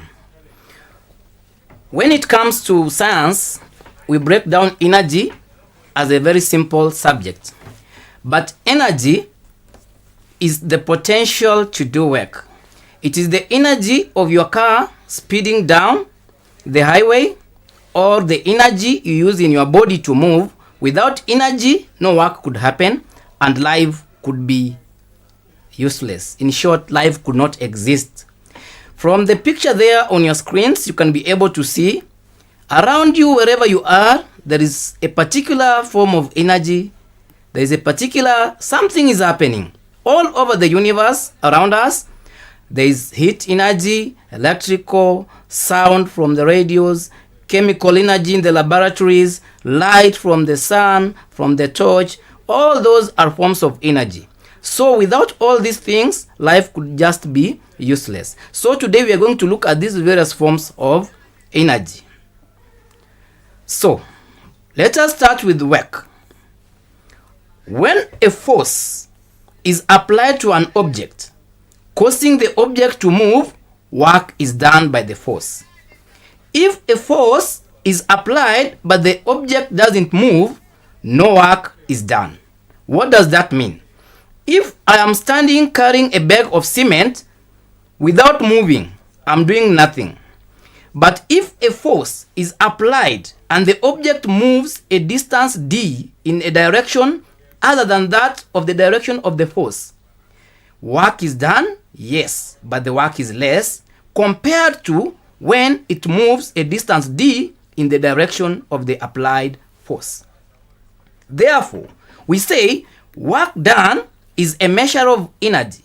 So its SI unit is joules. 1 joule is the work done when a force of 1 Newton moves an object a distance of 1 meter in the direction of the force. So from here you can be able to see that 1 Newton meter should be equivalent to 1 joule. Let us look on how to calculate this work. The amount of work done when a force acts on a body depends on 2 things. There is the size of the force, that is the magnitude of the force. Then there is the distance through which the force causes the body to move in the direction of the force. Therefore, the equation used to calculate the work done is equals to force times distance. Dear learner, you can still abbreviate that to WF times D. We are going to see on how to put this into an example. Let us look at example 1. Andile applies a force of 10 newtons to push a carton full of books for a distance of 2 meters. Calculate the work done by Andile. For we to calculate the work done by Andile is here pushing this carton of books, and the distance you see this carton is moving all the way is 2 meters. What we need for we to calculate work, we need to know this force that Andile is applying on the box. We need to know this distance that this box has moved. So, what is the solution? Work done, we said earlier, is force times distance moved in the direction of the force. The force that Andile is applying is 10 newtons. Learner at home, you have to remember that force, the SI unit of force, is newtons. The distance moved is 2 meters. So 20 times 2, you get 20 Newton meters. But as you could have seen from my introduction, I told you a Newton meter is the equivalent of 1 joule. Because we said 1 joule is a distance of 1 meter that a force of 1 Newton applies to it. Let us look at another example, dear learner at home. In this example, I'm going to use 1000 kg instead of 2000 there. In this example, a crane lifts a load of 1000 kg through a vertical height of 150 centimeters. Calculate the work done by the crane in kilojoules. You have been given here gravity is equals to 10 newtons per kg. Why have they given you this? Because we need to use this while we are going to calculate the work done by this crane. From the initial lessons we have had, you recall that we said force is equals to mass times acceleration. You know F is equals to ma. This crane is moving this load from a distance from the ground at a height of 150 centimeters. This weight that it's carrying here is 1000 kgs. So, how do we get to calculate the work done here? First, we need to do some unit conversions. Why are we doing these unit conversions? You see, they have told us that we calculate the work done in kilojoules. So, if it is in kilojoules, let us see how we are going to convert this. Initially, we know 1 joule is equals to 1 Newton meter. 1000 joules is equals to 1 kilojoule. 1000 kilojoules is equals to 1 megajoule. The formula for work done is equals to force times distance moved along the line of action. So, force is what? Force, I have said, is equals to ma, where m stands for mass, a stands for the acceleration. The crane is trying to lift the load up. Whatever that is acting on it is a force that is pulling the load downwards. This force acting on the load downwards is the force of gravity. That is why you are given gravity is equals to 10 newtons per a kg. So we need to get the force, which is mass, I've said is 1000 kg, times the acceleration, which is the acceleration due to gravity, which is 10. That is the first part of the equation, which gives us the force. Then times the distance. The distance was 150 centimeters. I have now tried to convert them into meters. So if you calculate this using your calculator, you will find it is 15,000 joules. But we know that 1000 joules is equals to 1 kilojoule. The answer they want should be in kilojoules. Therefore, if you divide this by 1000, the answer will be 15 kilojoules. Dear learner at home, now let us look at what we call energy. When a force causes a body to move, work is being done on the object by the force. This work is the measure of the energy transfer when force moves an object through a distance d. So, what am I trying to say here? When work is done, energy has been transferred from one store form to another. In short, we can say energy is like money.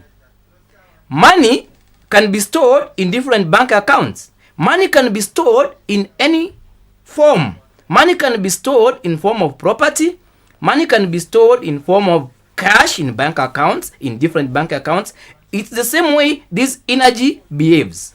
So, energy transferred. Wherever it is being transferred, work is being done. Wherever energy is being transferred, work is being done. This is a very, very important point to note, that energy transferred is equals to work done. As we will see later in our calculations, maybe today or in our next lesson, this is one of the most important thing to remember. So, energy transferred and work done are both measured in joules. So, the SI unit of work, the SI unit of energy is joules. So, let us look at the different forms of energy. We have different forms of energy, one being mechanical energy. We have mechanical energy, which are put there in brackets is the kinetic energy and potential energy. We are going to look into details a bit later.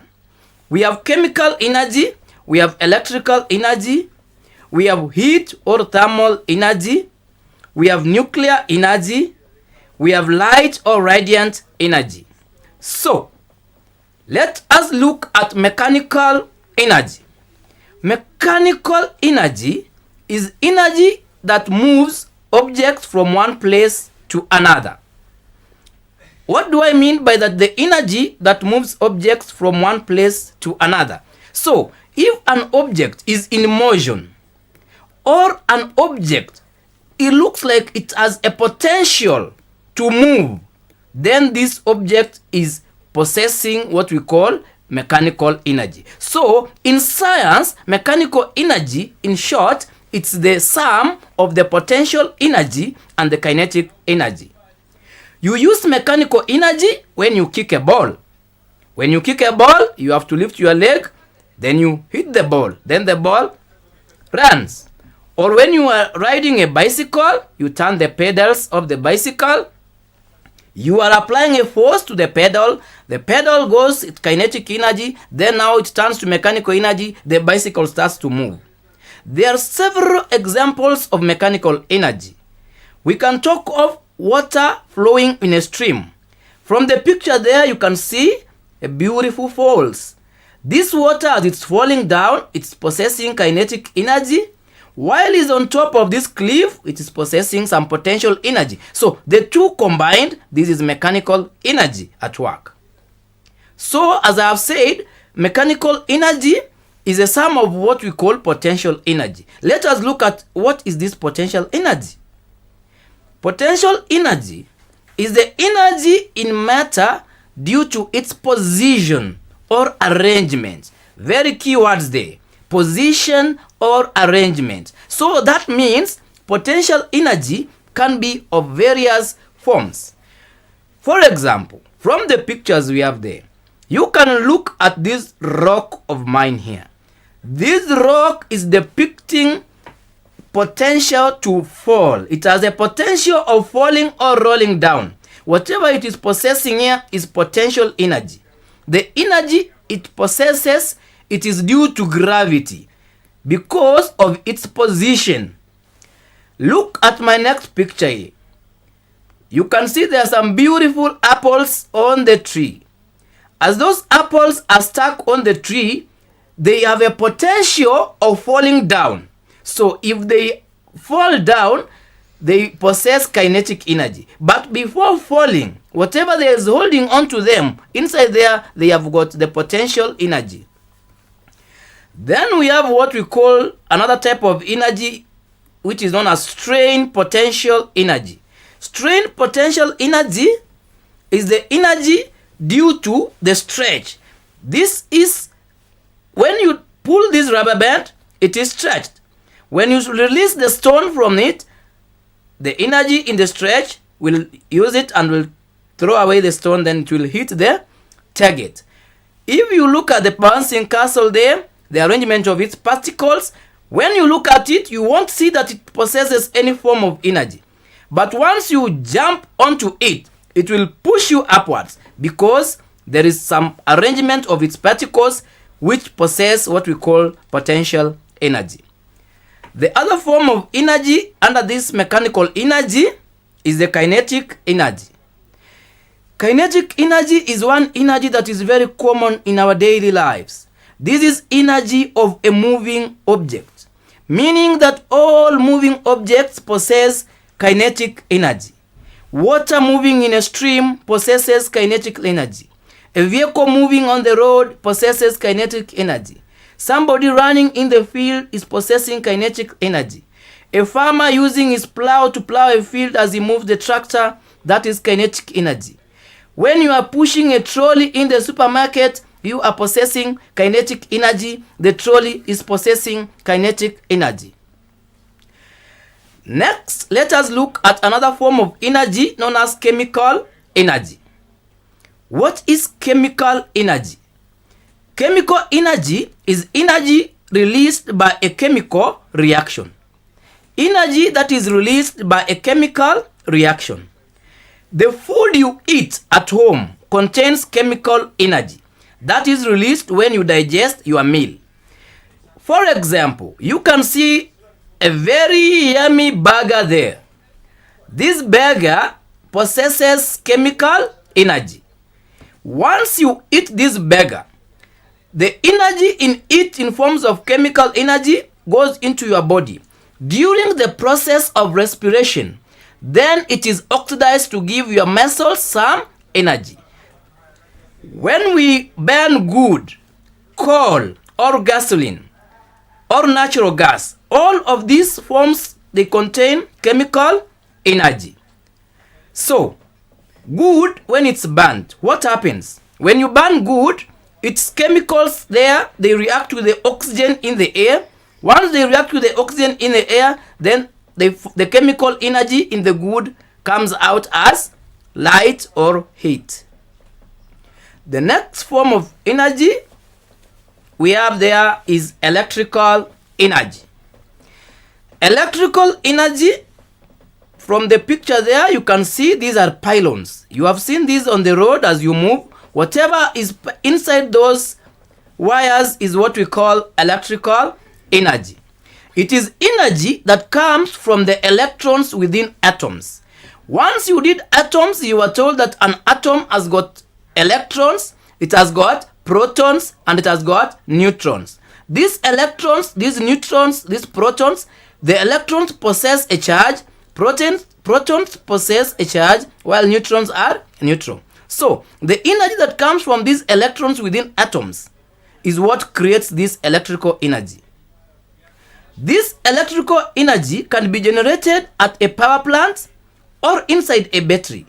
And once it has been generated, it can then be used to do lighting in our homes, to drive, to put on our remote controls at home for TVs, to put on our refrigerators, and so many other uses of electricity that you know back at home. Another form of electrical energy is lightning.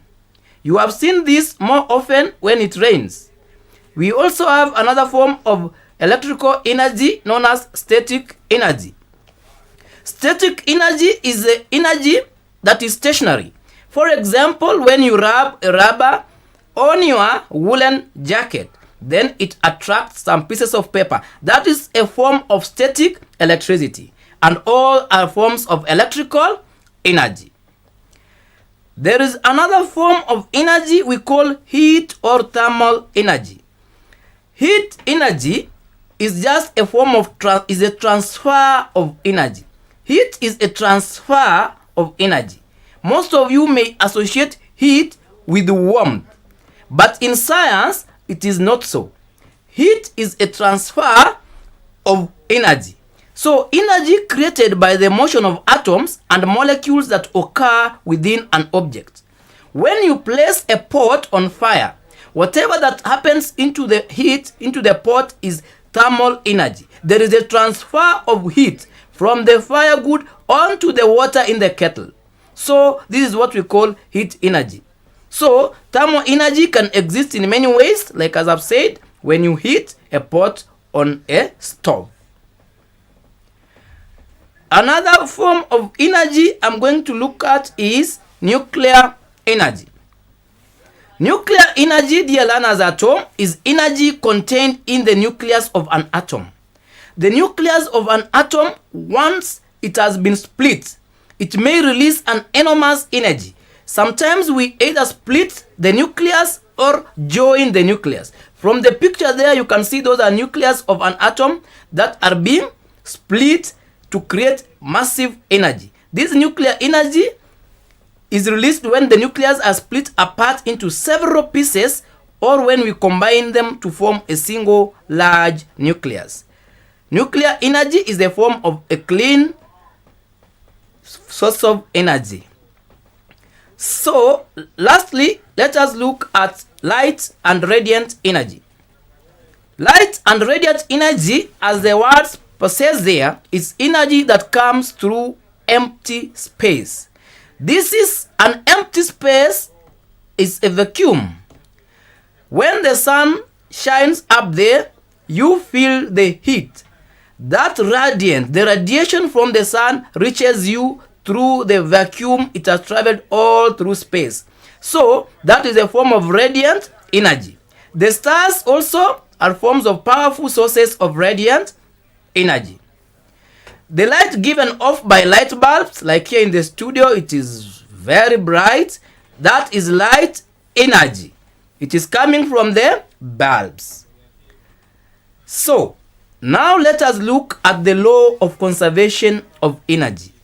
Energy, as we have said earlier, is the ability to do work. It has got a law or a principle that governs it. This law is clear, and it states that energy can neither be created nor destroyed. Energy can neither be created nor destroyed. It can only be converted from one form to another. This means that a system always has the same amount of energy unless it's added from the outside. What do I mean about this? Let us look at that picture. I have a bulb that is lighting. There is an electrical energy coming in of 100 joules. 100 joules makes the bulbs to light. But do you think this 100 joules, all of it goes to light? No. If you touch the bulb, you will feel some heat. This bulb has emitted light and there is heat. So heat will be 95% joules. Light will be 5%. So light will be 5 joules. Heat will be 95 joules. What came in was 100 joules. What is going out is 95 joules in terms of heat, 5 joules in terms of light. If you add 95 and 5, they will give you 100. Meaning that the energy has been conserved. This system is constant. Whatever came in is what has gone out. There is nothing new that was created. There is nothing that was destroyed. That is what we mean by the law of conservation of energy. Let us look now into some of the everyday examples for this law of conservation of energy. There are so many examples that you can give in our day-to-day lives.